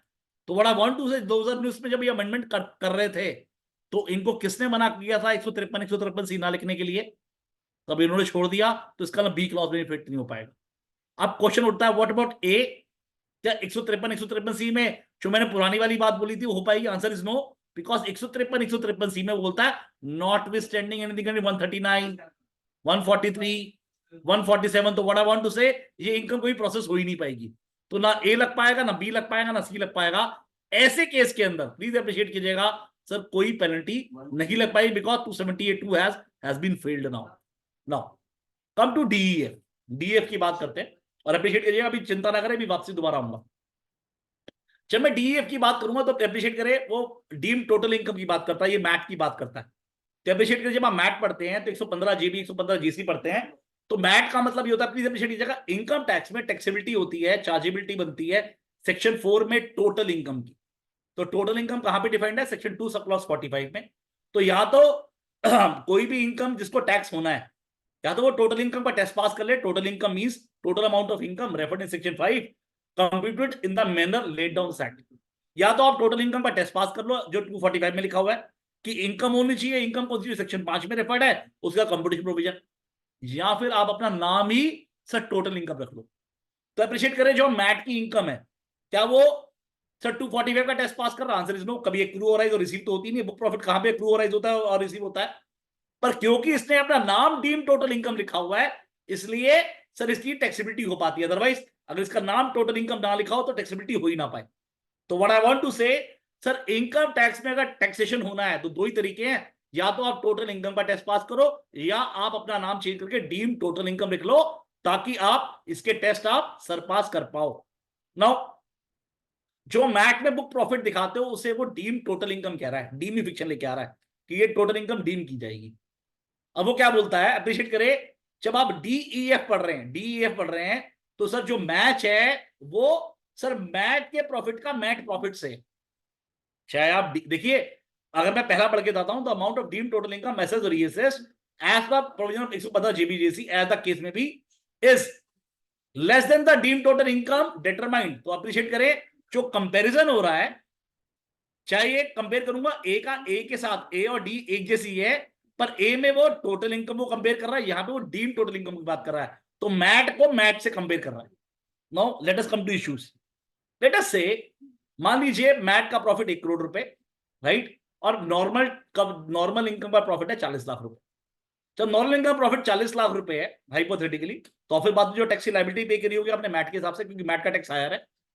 अब ऐसे केस में लेट अस से आपकी कोई सर असेसमेंट इस तरीके से हुई, सर वो मैट का प्रॉफिट तो एक करोड़ का 1 करोड़ रह गया, पर 40 वाला 50 हो गया, 40 वाला 50 हो गया।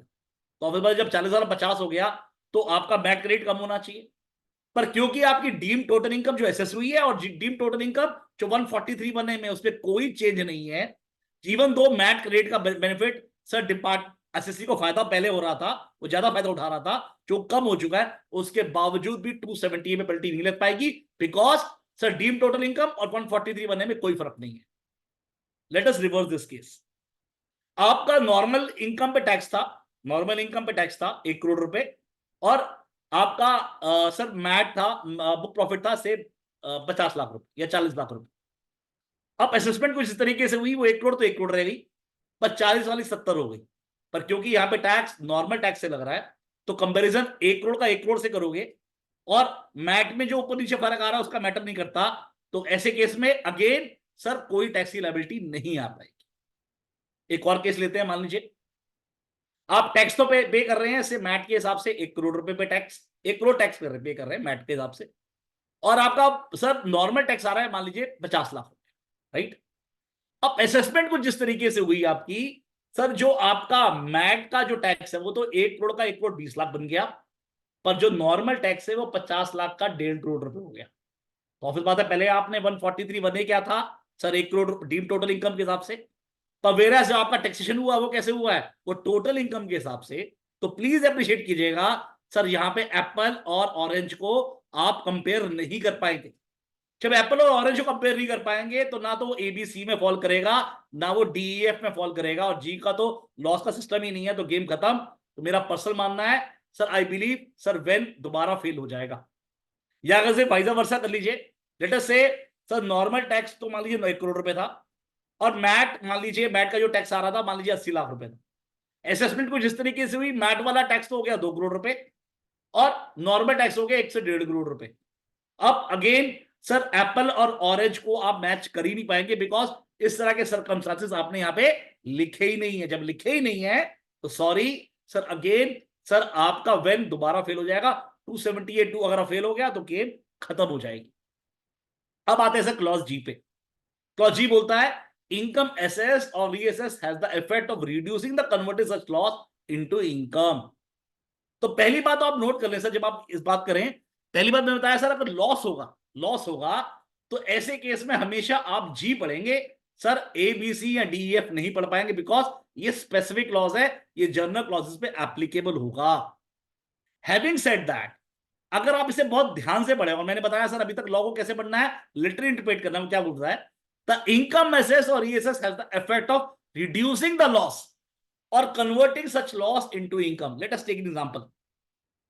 मान लीजिए मेरा शॉर्ट टर्म कैपिटल लॉस है 50 लाख रुपए और मेरी कोई और इनकम नहीं दिखाई और मैंने रिटर्न कर दी।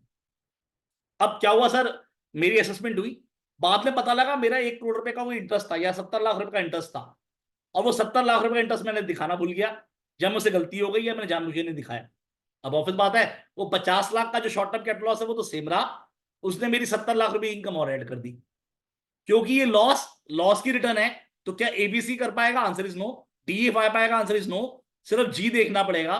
पर द क्वेश्चन इज, क्या लॉस कम हो रहा है? Answer is no. सब 50 लाख और 1 करोड़ रुपए का तो आपस में एडजस्टमेंट ही नहीं हो सकता। तो 50 करोड़ का लॉस तो सॉरी 50 लाख का लॉस तो 50 लाख का लॉस ही रहा, और ना तो ये लॉस रिड्यूस हुआ ना ये लॉस प्रॉफिट में कन्वर्ट हुआ। तो what I want to say, please appreciate कीजिएगा, मेरा पसंद मानना है ऐसे केस के अंदर, क्योंकि वो उस लॉस को टच नहीं कर पा रहा, ऐसे केस के अंदर अगेन ये जी में फॉल नहीं कर पाएगा, बिकॉज व्हेन दोबारा फेल हो गया। ये तभी हो पाएगा जब उस लॉस को वो कन्वर्ट कर दे, 50 लाख के लॉस को वो सिर्फ 30 लाख में कर दे, या फिर कोई ऐसा इनकम आ जाए जो सेट ऑफ कर पाए, तो बात ठीक है। पर अगर उस लॉस वाले इनकम को टच ही नहीं कर पा रहा है, तो टेक माय वर्ड्स सर, वो दिक्कत रहेगी, राइट? अब जब हम ये बात करते हैं, एक दो चीजें और बात कर लेते हैं। जब हम लॉस की बात करते हैं, व्हाट अबाउट अनअब्सॉर्ब्ड लॉसेस, बात करते हैं। लेट अस से कोई अनअब्सॉर्ब्ड लॉसेस चल रहे हैं मेरे 4-5 करोड़ रुपए के, इस साल मैंने 1.5 करोड़ कमाए, मैं मान लेता हूं मैं मैट और एएमटी पे फॉल नहीं करता हूं, हाइपोथेटिकली, तो 5 करोड़ रुपए थे लॉस थे, मैंने 1.5 करोड़ रुपए का लॉस एडजस्ट किया, और जैसे ही एडजस्ट किया तो ऐसे केस में क्या हुआ, अब मेरा सर लॉस क्या आ रहा है सर, इनकम रिटर्न फिर जीरो आ रही है, बिकॉज मैंने 5 करोड़ का लॉस था वो सेटअप हो गया। इस बार असेसमेंट हुई, मेरी 2 करोड़ रुपए या 3 करोड़ रुपए की एडिशन और हो गई इनकम में, बिजनेस के अंदर, बिजनेस लॉस फिर दोबारा एडजस्ट हो गया। अब मेरा लॉस कैरी फॉरवर्ड कितना हो रहा है, 50 लाख। तो क्या ऐसे केस के अंदर क्या वो जो लॉस मेरा कम हुआ है, अनअब्सॉर्ब्ड लॉसेस, क्या इसमें फॉल कर पाएगा? To me answer is no, because मेरा पर्सनल मानना है ये जो इनकम रिड्यूसिंग द लॉस, ये कहीं ना कहीं करंट ईयर लॉस की बात कर रहा है, ये कैरी फॉरवर्ड लॉसेस की बात नहीं कर रहा है। एक और केस, अभी क्या हुआ sir, we are fighting a very big case in relation to some very big paint company. जो पेंट कंपनी का जब मैटर हम ऑलरेडी कर रहे थे, it is in relation to penalty आया। अब इस केस में क्या था, there was some valuation has been done by their auditor ने वैल्यूएशन किया उनके एसेट्स का, और उन्होंने गलती से क्या किया सर, उस वैल्यू जो इन्होंने वैल्यूएशन करी थी, जो फर्दर वैल्यूएशन रिवैल्यू करी थी, रिवैल्यूड एसेट्स पे डेप्रेशन ले लिया, जबकि आपको लेना चाहिए था हिस्टोरिकल कॉस्ट पे। तो उन्होंने गलती कर दी, पर उन्होंने रिपोर्टिंग टैक्स में ठीक ही हुई थी, पर वो कंपनी लॉसेस में चल रही थी, तो इसका अनअब्सॉर्ब्ड लॉसेस भी और बढ़ गए। अब क्या हुआ, जब असेसमेंट हुई तो at that point of time ये गलती पकड़ी गई, और गलती पकड़ी गई, उन्होंने उठा के सर उस लॉस को, डेप्रेशन को कम कर दिया, और लॉस कम कर दिया, और पेनल्टी इनिशिएट कर दी। तो what we argued over there, please appreciate कीजिएगा सर, जब हम डेप्रेशन कम करते हैं, और वो केस लॉस का है, प्लीज डायरी में नोट कीजिएगा, it is not the case of profit, जिससे वो डेप्रेशन से मैंने कोई प्रॉफिट कम कर दिया होगा। तो अनअब्सॉर्ब्ड लॉसेस अलग होता है, चाय कॉल लें प्लीज, गरम। अनअब्सॉर्ब्ड लॉसेस एक तरफ होता है, अनअब्सॉर्ब्ड डेप्रेशन अलग चीज होती है। तो व्हाट आई वांट टू से, अगर मेरा इंपैक्ट अनअब्सॉर्ब्ड डेप्रेशन पे आ रहा है, तो ऐसे केस के अंदर मेरे अनअब्सॉर्ब्ड डेप्रेशन कम होने चाहिए, लॉस को तो टच होना ही नहीं चाहिए था। और क्योंकि अनअब्सॉर्ब्ड लॉस जो डेप्रेशन है वो क्या होता है, करंट ईयर डेप्रेशन बन जाता है, तो इस वजह से ऐसे केस के अंदर यहाँ पे लॉस तो कम हो ही नहीं रहा। तो ऐसे केस में मेरा पर्सनल मानना है सर, आपके जी में फॉल कर ही नहीं पाएगा, जब वेन होगा हो ही नहीं पाएगा, तो ऐसे केस में there will be no penalty. बाबू भैया ठीक है, तो ऐसे केस से पेनल्टी आपकी नहीं लग पाएगी, मैं क्लियर हूं आपको सर? तो व्हाट आई वांट टू से, because in this case laws तो स्टैंडस्टिल था, इट इज तो अनअब्सॉर्ब्ड डेप्रेशन जो आज की डेट में कम हो गया, जो कि अनअब्सॉर्ब्ड डेप्रेशन क्या होता है, करंट ईयर डेप्रेशन बन जाता है। तो ऐसे केस में क्योंकि लॉस में तो कोई इंपैक्ट नहीं आया, सर करंट ईयर डेप्रेशन में फर्क आया, तो मेरा पर्सनल मानना है सर वो ना जी में फॉल कर पाएगा ना कहीं और फॉल कर पाएगा, तो वेन दोबारा फेल हो गया। Right sir? नो, अभी मैं, अब चिंता ना करें, 2 में दोबारा आऊंगा, एक नई चीज और बताऊंगा, चिंता ना करें। यहां तक कोई किसी का क्वेश्चन है तो प्लीज पूछ लीजिए मुझसे। नो, क्योंकि हमने वेन समझ लिया, अब समझ लेते हैं the amount of under reported income shall be का मतलब क्या है, इसका मतलब क्या है, अंडर रिपोर्टेड इनकम का मतलब क्या है, वो कैसे कंप्यूट कैसे होगी। तो व्हाट आई वांट टू से, मान लीजिए आप सब्जेक्ट 2 का टेस्ट पास कर गए। जब इसका टेस्ट पास कर गए तो मैंने बोला ये भी कंपटीशन होना जरूरी है, पता लगा वो टेस्ट तो पास हो गया, एंड ऑफ द डे आपकी जो ये कंपटीशन मैकेनिज्म है, कितना अमाउंट है अंडर रिपोर्टेड इनकम का, उसी भी तो टेस्ट निकालेंगे। पता लगा ये भी फेल हो गई तो फिर गेम खत्म। अब अप्रिशिएट कीजिएगा, यहाँ पे 4 तरीके के फॉर्मूले दिए हुए हैं, अलग अलग सर्कमस्टांसेस पे जो वहां पे दिए हुए हैं, A B C D F G में, जो आपके सब्जेक्ट 2 में दिए हुए हैं। तो अप्रिशिएट करें, अगर आप देखेंगे इसमें 4 फॉर्मूले क्या है। पहला क्या है, जहां पे in a case where the income has been assessed for the first time, जहां पे पहली बार आपने असेसमेंट हो रही है, तो ऐसे केस में जहां पे पहली बार रिटर्न आपकी फर्निश हो रही है, पहली बार हो रही है, तो 1 पहला है, वो किसकी बात करता है, ए और डी की, ए और डी की बात करता है, राइट, जहां पे पहली बार असेसमेंट हो रही है, राइट। दूसरा बोल रहा है in a case where no return has been furnished, जहां पे आप रिटर्न आपकी 148 में पहली बार हो रही है, तो ऐसे केस के अंदर उसका फॉर्मूला दिया हुआ है, और किसी और केस में दिया हुआ रिकम्पुटेशन की बात करता है, राइट। तीसरा डीएफ में, वो जहां पे मैंने आप बताया था डीम टोटल इनकम, वो पता है ए माइनस बी और बी प्लस सी डी, सी माइनस डी का फॉर्मूला दिया हुआ है। और जहां पे लॉस केस वाला जी वाला, जो मैंने बताया था कि बहुत अलग चीज है, उसको इन्होंने एक्सप्रेशन बी में समझा रखा है। तो सबसे पहला क्वेश्चन कई बार दिमाग में आता है कि ठीक है यार, आपने फॉर्मूला प्रोविजन में देना तो ठीक है, क्या एक्सप्रेशन में भी कोई फॉर्मूला दे सकते हो? तो मेरा पर्सनल मानना है placement of the section is wrong. कहीं ना कहीं एक्सप्रेशन को आप सब प्रोविजन की तरह या फॉर्मूला देने के लिए एक्सप्लेन नहीं कर सकते, आप फर्दर जो लिखा है उसे तो एक्सप्लेन कर सकते हो, नया फॉर्मूला दिया हुआ, चलो एनी हाउ अब मान लेते हैं, let us accepted as is correct. Now अब सीधा इशू पे आते हैं, मैं बहुत ज्यादा डीप में नहीं आऊंगा, बहुत ज्यादा इश्यूज पे, सीधा इश्यूज पे जाते हैं। Spite of discussing each and everything, question target करते हैं इश्यूज कहां पे। सॉरी, तो प्लीज अप्रिशिएट कीजिएगा, जहां पे रिटर्न आप पहली बार पब्लिश कर रहे हो, या फिर जहां पे 148 में पहली बार रिटर्न आपने भरी है, या तो रिटर्न आपने पहली बार भरी है, या फिर आपने सर जहां पे 148 पहली बार भरी है, या फिर रिटर्न आपने पहली बार पब्लिश करी है, तो आपको याद होगा सर उसके लिए क्लॉज था हमारे पास ई और 2, ई और बी, ई और बी। और वो क्या बोलता था, मैं फिर याद रहता हूं, तो बोलता था the income assess is greater than the maximum chargeable tax where no return has been furnished और where return has been furnished under 148। तो व्हाट आई वांट टू से, बोले जहां पे आप रिटर्न आपने आज तक फाइल नहीं करी, या यहाँ पे रिटर्न फाइल करिए पहली बार 148 के अंदर, तो ऐसे केस में जो अमाउंट मैक्सिमम चार्जेबल टैक्स से ज्यादा है, यही बात वो ई की बात करता है। अब देखिए यहाँ पे क्या बोल रहा है, वो दो तरीके बता रहा है। The amount of income assessed in the case of company, firm or authority, or and the difference between the amount of income assessed and the maximum chargeable tax. तो प्लीज अप्रिशिएट कीजिएगा सर, जो ये पहली बार return file कर रहे हैं, या return जहां पे फाइल नहीं करी, वहां पे सिर्फ वहां पे इशू है मैक्सिमम अमाउंट चार्जेबल टैक्स। तो माय क्वेश्चन इज, अगर आप कंपनी की रिटर्न, फर्म की रिटर्न, ईओपी की रिटर्न, अथॉरिटी की रिटर्न पहली बार फाइल कर रहे हो 148 में, या अगर आपने आज तक रिटर्न फाइल नहीं करी, क्या वो बी का या ई का टेस्ट पास कर रहा है? To me answer is no, because sir maximum chargeable tax तो इनकम होती नहीं है वहां पे। आप बोलोगे जीरो मान लोगे, तो प्लीज अप्रिशिएट करें, अगर यहां पे जीरो मानना था तो इनको यहां पे इफ एनी डालना चाहिए था। मैंने अभी तक क्या बताया सर, आपको लॉ इंटरप्रेट करना है तो लिटरली इंटरप्रेट करना है, आप अपने आप से ऐड नहीं कर सकते। एक प्रिंसिपल हमेशा ध्यान रखें, parliament supreme, framer knows better. अगर ऐसा नहीं होता, बोलते इफ एनी से कोई फर्क नहीं पड़ता, तो प्लीज डायरी में नोट करें, इफ यू रीड 69 ए या 69 बी की बात करें, तो वहां पे लिखा हुआ books of accounts maintained by the C, if any 69 A में लिखा हुआ है, बी में नहीं लिखा हुआ। तो अप्रिशिएट करें, तो जहां पे उनको लगता है कि भैया बुक्स अकाउंट मेंटेन हो ना हो, वहां पे इफ एनी जोड़ा है। एक और एग्जांपल देता हूं आपको, 115 BBH sir, taxation of virtual assets. जब taxation of virtual digital assets आया, तो अगर आप बिल पढ़े और बिल में आप नोट करें, मैं आपको दिखाता हूं आपको,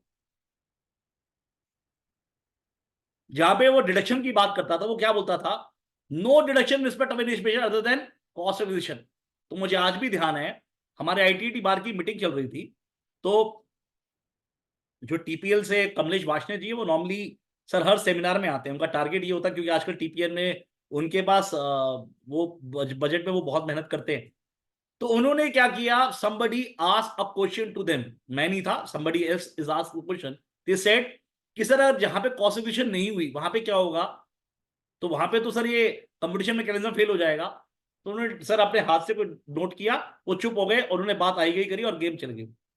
सर हुआ क्या, जब मैंने लॉ पढ़ा तो आप सरप्राइजिंग देखेंगे सर, यहाँ पे वर्ड क्या लिख दिया, no set off loss, sorry यहाँ पे क्या लिखा हुआ है, no deduction respect of inspection and consolidation set off loss if any डाल दिया गया। तो व्हाट आई वांट टू से, अगर ये इफ एनी यहाँ पे पहले नहीं होता तो पॉसिबिलिटी है, one can very well argue कि सर कॉजेशन तो डिटरमाइन ही नहीं हो रही। जब डिटरमाइन ही नहीं हो रही तो ऐसे केस के अंदर मेरा टैक्सेशन हो ही नहीं पाएगा। तो अप्रिशिएट करें, यहां पे इनको बी क्लॉज में और ई क्लॉज में इफ एनी डालना था, अगर इफ एनी नहीं डाला उसका इंपैक्ट क्या रहेगा, इसका इंपैक्ट ये रहेगा, अगर कंपनी के केस में, फर्म के केस में जहां पे मैक्सिमम चार्जेबल टैक्स नहीं है, तो वहां पे सर बी और ई, और जब आपने रिटर्न कभी नहीं भरी है या पहली बार 148 में भरी है तो किसी भी क्लॉज में वेन वाला क्वेश्चन फेल हो जाएगा। जब फेल हो जाएगा तो अगेन पेनल्टी आप लगा ही नहीं पाओगे। अब आते हैं सर डीम टोटल इनकम पे। जब डीम टोटल इनकम पे बात करते हैं तो प्लीज नोट करें, वहां पे फॉर्मूला दिया हुआ है ए माइनस बी प्लस सी माइनस डी। अब अप्रिशिएट कीजिएगा सर, ए माइनस बी क्या कह रहा है, ए माइनस बी कह रहा है, ए बोल रहा है, मैं ए को छोड़ दीजिए सीधा बी पे आता हूं, the total income that would have been chargeable that the total income as per the general provision has been reduced by the amount of under reported income. और सेम बात डी बोल रहा है कि भैया अंडर रिपोर्टेड इनकम से कम कर दो। माय क्वेश्चन इज सर, आप पूरे प्रोविजन में यही तो अंडर रिपोर्टेड इनकम निकालने की तो कोशिश कर रहे हो। अगर आपको अंडर रिपोर्टेड इनकम निकालने का पता था कि अमाउंट कितना है, तो ऐसे केस में सर फिर कंपटीशन की क्या जरूरत है। सर हुआ क्या, इन्होंने ये पूरा फॉर्मूला एक्सप्रेशन 5 से वो उठाया और कट कॉपी पेस्ट कर दिया, पर वो भूल गए वहां पे सर, अप्रिशिएट करें, वहां पे इशू वाइज अप्रोच थी और यहाँ पे होलसेल अप्रोच है, तो यहाँ पे इनको फॉर्मूला लगा ही नहीं सकते थे। तो मुझे ना पर्सनल मानना ये है, क्योंकि कंपटीशन मैकेनिज्म फेल हो जाएगा यहाँ पर, क्योंकि अंडर रिपोर्टेड इनकम तो ऑलरेडी आप डिटरमाइन कर रहे हो, उससे अपने आप कैसे लेस करोगे। तो ये डीईएफ अगर वो टेस्ट पास हो भी क्या 270A2 का, तो 270A3 फेल हो जाएगा। नाउ अब आते हैं सर, बात करते हैं सर बी की। सर बी में क्या बोल रहा है, सर मैंने बताया था लॉस की बात करता था। In a case where an assessment reassessment is the effect of loss declared in the return और converting such loss into income, the amount of under reported shall be different between the loss claimed और income loss as the case में be assess. और yes, मैंने already आपको वो 3 issues बता दिए कि मैंने कहा भैया जहां पे लॉस ही कन्वर्ट हो रहा है, या फिर मैं बात कर रहा हूं अनअब्सॉर्ब्ड लॉसेस की बात कर रहा हूं, या फिर मैंने बताया डिप्रेशन का, तो ऐसे केस में कवर नहीं हो पाएगा। तो व्हाट आई वांट टू से, लेकिन एक बात हमेशा ध्यान रखनी है, आप पहले सिर्फ 143 बने से कंपेयर कर रहे थे, यहाँ पे रिटर्न से करेंगे, और एंड ऑफ द डे कोई बंदा ये आर्ग्यू करेगा रिटर्न वाली, तो मैंने बताया रिटर्न भी अपने आप में डीम्ड एक्नॉलेजमेंट है। मैं क्लियर हूं आपको सर, राइट। नाउ सेक्शन 4 और 5 को अगर आप बहुत कॉम्प्रिहेंसिवली पढ़ें तो अप्रिशिएट करें सर, ये कहीं ना कहीं बात कर रहा है सर आपका इन रिलेशन टू 271C में भी कंसेप्ट था, जिसे इसे कहते थे हम समथिंग, जैसे मैं एक मिनट, सॉरी मेरे दिमाग से उतर रहा है। सेक्शन 4 और 5 में क्या होता था सर, नॉर्मली क्या होता था, कई बार कहीं आपकी इंटेंजिबल एसेट्स की एडिशन हो गई, तो इंटेंजिबल मान लो कोई सर इंटेंजिबल एडिशन हो गई, लेट अस से कोई मान लीजिए एक्सपेंडिचर डिसअलाउ कर दिया आपका, राइट, कुछ और डिसअलाउ कर दिया। अब उस टाइम पे तो पेनल्टी लगाई नहीं, आपने बोला कि ये तो एड हॉक एडिशन है, और आज की डेट में आपने कुछ कैश जमा करा दिया। अब आप क्या बोल रहे हो सर, उसने पूछा ये कैश कौन सा है, बोला सर आपको याद है वो 4 साल पहले जो आपने इंटेंजिबल एडिशन की थी, जो इंटेंजिबल एडिशन करी थी, ये वही मेरे कैश है। तो ऐसे केस के अंदर जब आप इस तरह का सेक्शन इन्वोक कर रहे हैं, इस तरह का सेक्शन इन्वोक कर रहे हैं, तो ऐसे केस के अंदर सबसे 4 और 5 बोलता है भैया आज पेनल्टी लगेगी। पर हैविंग सेड दैट, मैं आपको एक फूड फॉर थॉट देके जा रहा हूं। मेरा क्वेश्चन आपसे ये है कि लेट अस से सर जो इंटेंजिबल एडिशन हुई है, जो इंटेंजिबल एडिशन हुई है जिसकी आप आज पेनल्टी लगाने की कोशिश कर रहा है 270A में, वो इंटेंजिबल एडिशन हुई है in the Arena of sir 271C, मतलब असेसमेंट ईयर 16-17 से पहले। तो आज की डेट में अगर आप उस इंटेंजिबल एडिशन की वजह से कुछ कैश जमा किया है, तो क्वेश्चन उठता है क्या आज 270A की पेनल्टी लग पाएगी? To me answer is no. अगर ये 270A की पेनल्टी नहीं लग पाएगी, क्यों? तो अप्रिशिएट करें, मैं फूड फॉर थॉट दे रहा हूं, उसे पढ़ के देखिएगा सर। पहले पुराने सेक्शन में 271(1)A 271 1A था, इस तरह का कोई भी सेक्शन अब यहां पे नहीं है। जब इस तरह का कोई भी सेक्शन यहां पे नहीं है तो ऐसे केस में क्या होगा, जब इस तरह का एडिशन नहीं है तो मेरा पर्सनल केस के अंदर अगर आपकी वो इंटेंशनल एडिशन 271C में हुई है तो 270 में पेनल्टी नहीं लग पाएगी। तो इसका मतलब जब अगर कोई एडिशन 270A में हुई है उसका फायदा आप अगले 2-3-4 सालों में ले रहे हैं तो पेनल्टी लग पाएगी, अदरवाइज सर वो पेनल्टी नहीं लग पाएगी। 9 जब हम 60 बात करते हैं तो वो क्या बोलता है, the under reported for the purpose section shall not include the following, namely क्या बोल रहा है वो, पहला इसके जल्दी जल्दी खत्म कर लेते हैं कि भैया the amount of income respect of with the SSC offers expression to the SSC officer, जो भी ऑफिसर्स हैं और वो सेटिस्फाइड है, अप्रिशिएट करें, मैंने बोला सेटिस्फाइड वहां पे वर्ड नहीं लिखा पर यहां पे लिखा हुआ है is satisfied that the explanation is bonafide, right. तो इसका मतलब and the SSC has disclosed all material fact, तो अप्रिशिएट करें तीनों कंडीशन सेटिस्फाई होनी चाहिए। और ये सारे के सारी मैंने फिर दोबारा बता दूं सर, ये during assessment order sir the owners will be on the department to prove it कि ये चीज नहीं हुई है, बिकॉज आप मुझसे तो पूछोगे नहीं ना, पेनल्टी इनिशिएट करने से पहले आपका सर्टिफिकेशन तो रिकॉर्ड होना चाहिए। तो पहले के लिए क्या है, पहली बात मैंने कोई एक्सप्रेशन ऑफर की हो, साथ के साथ सर वो व्यक्ति जो अथॉरिटी है वो सेटिस्फाइड भी होना चाहिए कि भैया जो मेरी एक्सप्रेशन है वो बोनाफाइड ही है, और मैंने साथ के साथ सारे मटेरियल फैक्ट्स डिस्क्लोज भी प्रॉपर कर दी हूं। तो व्हाट आई वांट टू से, अगर ये तीनों कंडीशन सेटिस्फाई होगी मैं ए में फॉल कर जाऊंगा, राइट। पर मान लीजिए दूसरा केस क्या बोलता है कि आपने एस्टिमेशन करी है और अथॉरिटी को लगता है जो आपने बुक्स अकाउंट दिए वो ट्रू एंड करेक्ट है। अप्रिशिएट कीजिएगा, यहां पे वो केस नहीं है कि जहां पे वो बोल रहा है कि बुक्स अकाउंट आपकी इनकम्प्लीट है और मैं आपके बुक्स अकाउंट रिजेक्ट कर रहा हूं। ये वो वाला केस है जहां पे sir books account true and correct तो है पर वो मेथड कुछ जिस तरीके से है कि वो अपना आपका प्रॉफिट कैलकुलेट करने में मुश्किल हो रही है उसको, तो इस वजह से वो एस्टिमेशन कर रहा है।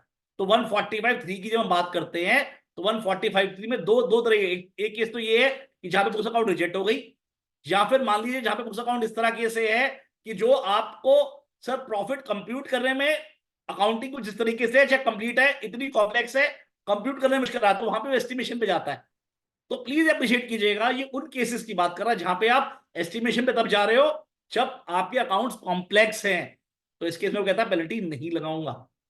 या फिर तीसरी में क्या बोलता है कि मान लीजिए आपने कोई डिडक्शन अपने आप आप देखेंगे पुराने चार्ट अकाउंटेंट से पूछेंगे या पुराने एडवोकेट से पूछेंगे, पुराने टाइम पे पार्टनरशिप फर्म या प्रोप्राइटरशिप पे वो टेलीफोन कार का डेप्रिसिएशन अपने आप भी 10-20% डिसअलाउ कर देते थे कि ये पर्सनल यूज के लिए।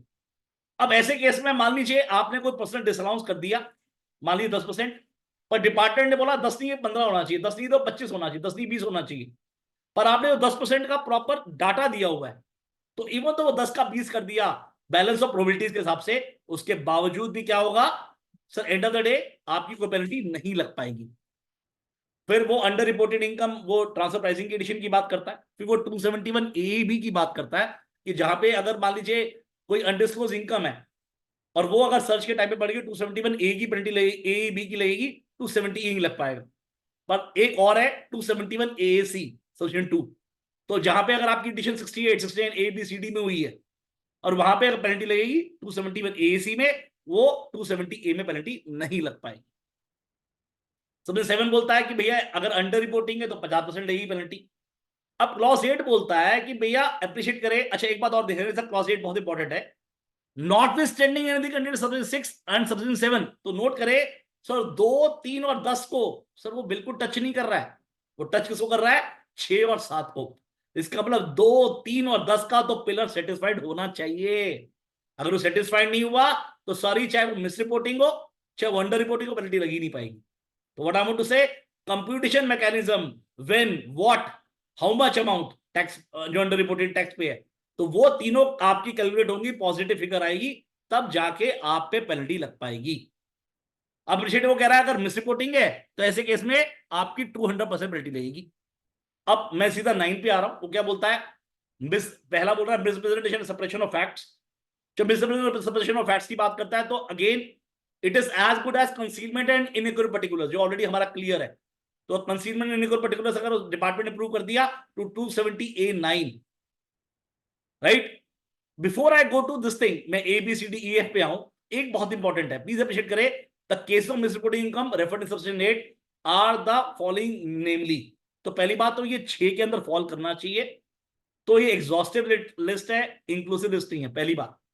और जब जब आप मिस रिपोर्टिंग बढ़ते हो, मिस रिपोर्टिंग प्लीज अप्रिशिएट कीजिएगा, मिस का मतलब सम culpable mind is there, some malified intention is there, but you are not acting bona fidely. So what I want to say, sir, 270A9 पे penalty वो initiate करना चाहता है department, तो उसको वो सेटिस्फेक्शन वहां पे भी रिकॉर्ड करना पड़ेगा at the time of order. ऐसा क्यों? क्योंकि अगर उसने वहां पे रिकॉर्ड नहीं किया, सेटिस्फेक्शन रिकॉर्ड नहीं किया, तो पेनल्टी लगा नहीं पाएगा। और साथ के साथ एक डायरी में नोट कर ले, सर 270A9 के जो लिम्स है, आप सिर्फ ये नहीं बोल सकते कि मिस रिपोर्टिंग है, आपको लिंक भी टिक करके देना पड़ेगा। अगर आपने लिंक टिक नहीं किया, बिकॉज ये जितने भी सब क्लॉजेस हैं वो क्या है, अगेन म्यूचुअली एक्सक्लूसिव है, एक्सक्लूसिव है, तो आपको लिंक भी बताना पड़ेगा किस लिंक में लग रहा है। अगर आपने लिंक नहीं बताया तो गेम खत्म है। तो व्हाट आई वांट टू से, ऑर्डर में सेटिस्फेक्शन कि 270A9 प्लस आपकी पेनल्टी इनिशिएशन में भी पर्टिकुलर लिंक। ऐसा मैं इसलिए बता रहा हूं क्योंकि अगर आपको 270A में अगर इम्यूनिटी ग्रांट लेनी है, तो ऐसे केस में अगर वो आपको बाद पहले अंडर रिपोर्टिंग लगा दे, उसके बाद आप टैक्स जमा कराने के बाद आप बोलो भाई साहब मैं तो डिक्लेरेशन दे दूं, और 45 डेज बाद बोले भाई साहब ऐसा है मैं तो 270A9 पे लगा रहा हूं, सब पूरा तो गेम ही खत्म हो जाएगा। तो आपको शुरू से ही बताना पड़ेगा ताकि उसे पता लग जाए मुझे अपील में जाना है या नहीं जाना। मैं कह रहा हूं आपको सर। नाउ दूसरा बोल रहा है फेलियर टू रिकॉर्ड इन्वेस्टमेंट्स। तो माय क्वेश्चन इज, ये failure to record investment the books account क्या लग पाएगा? To me answer is no. अगर आप देखेंगे फेलियर टू रिकॉर्ड इन्वेस्टमेंट्स कहां पे आ रहा है, सेक्शन 69 में आ रहा है। तो जब जब 69 लगेगा तो 271A लगेगा, और 271A में क्या लिखा हुआ है 72 में कि 270 लग पाएगा। तो ये बी क्लॉज तो मेरे हिसाब से लग ही नहीं पाएगा। सी क्या बोलता है, claim of expenditure not substantiated by evidence. ये 69 सी की बात नहीं कर रहा, बोला एक्सपेंडिचर तो किया पर आपके पास एविडेंस नहीं है। पर एविडेंस का मतलब डायरेक्ट एविडेंस नहीं, so it could be corroborated also. अगर मान लीजिए आपसे बिल खो गया या बिल इनवॉइस उसने दिया नहीं, पर आप कॉर्पोरेटली प्रूव कर सकते हो कि सर ये एक्सपेंडिचर तो हुआ है, तो भी इंडियन एविडेंस एक्ट के हिसाब से सर वो एविडेंस माना जाएगा, आप 270A9 में नहीं लगा पाएंगे। तो एविडेंस कुड बी डायरेक्ट और कॉर्पोरेटिव। अगर ये दोनों में से कुछ एक भी है या दोनों ही है, या दोनों में से अगर एक भी है उसके बावजूद भी आप 270A9 में नहीं जा पाएंगे।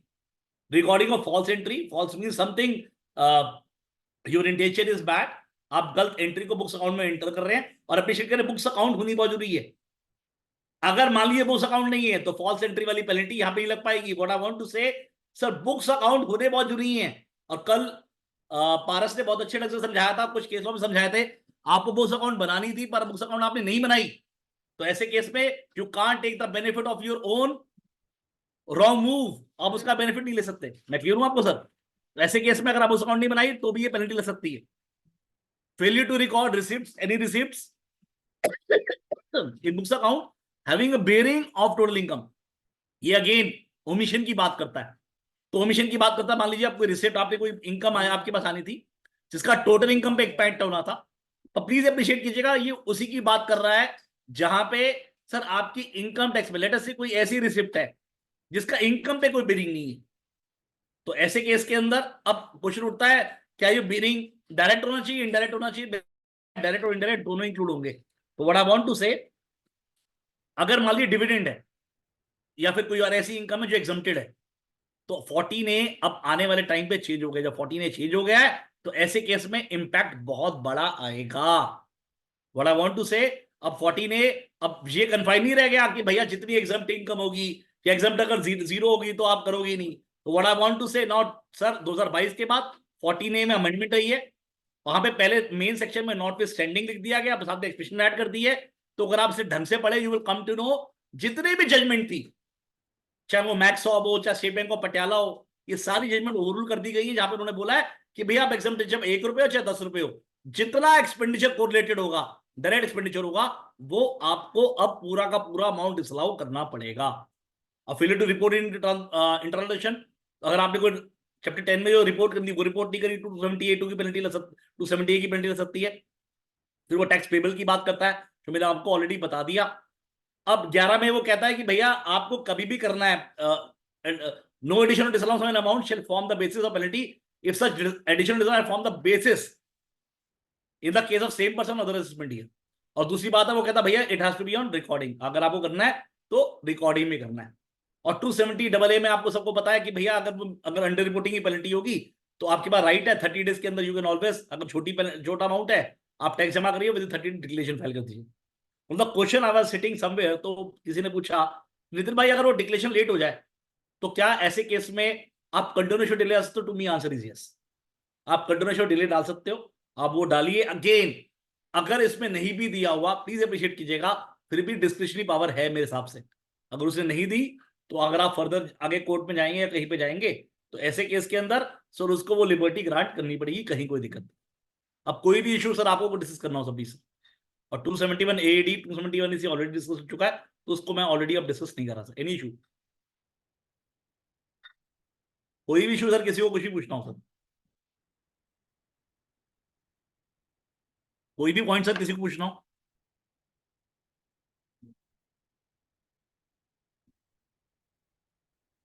सर क्या मैं पूरी तरह समझा पाया हूं 270, वो ही बता दीजिए।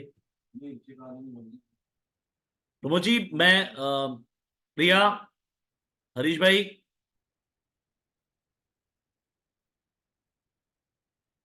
अशोक जी, कोई भी इशू हो आपका जो आपको लगता है मैं प्रॉब्लम सॉल्व ना कर पाया, करण भाई कोई प्रॉब्लम हो, महेश भाई, हरीश भाई आर यू देयर?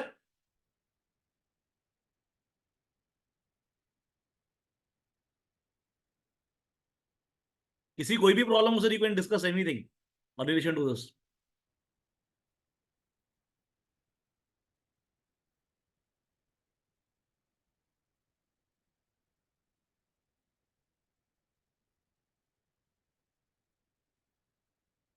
हाँ जी बताइए ना Ashok ji, please please, Ashok ji please बोलिए ना, अशोक जी अनम्यूट कीजिए अपने आप को।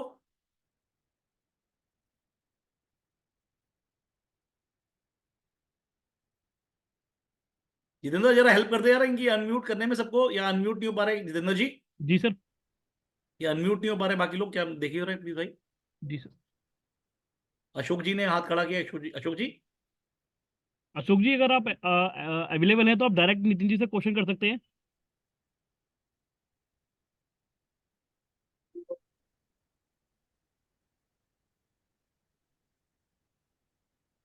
हरीश भाई आपको कुछ कोई पॉइंट हो तो प्लीज बताएं सर। पॉइंट तो आपके, मैं सबसे बढ़िया तो ये कहूंगा, आपने जिस तरीके से 2 घंटे में आपने जो पूरे 4 बजे शुरू किया था और 6 बजे, और जितना आपने मतलब 2 घंटे में कहता है ना गागर में सागर भर दिया आपने, तो एकदम रियली। खैर मतलब मैं थोड़ी देर थोड़ा रेस्ट करते हुए भी सुन रहा था, तो लेकिन मजा आ गया पूरा आपकी जो, great, you are really great. Thank you sir, thank you sir, thank you sir, thank you sir. I believe Harish भैया कोई क्वेश्चन है नहीं ज्यादा, तो अगर आपकी भाई किसी का क्वेश्चन ना हो तो अगर आप बोले तो फिर क्या हम हमसे वाइंड अप कर सकते हैं? हाँ नहीं, मेरे ख्याल तो इतना आपके समझाने के बाद क्वेश्चन बच्चा भी नहीं होगा।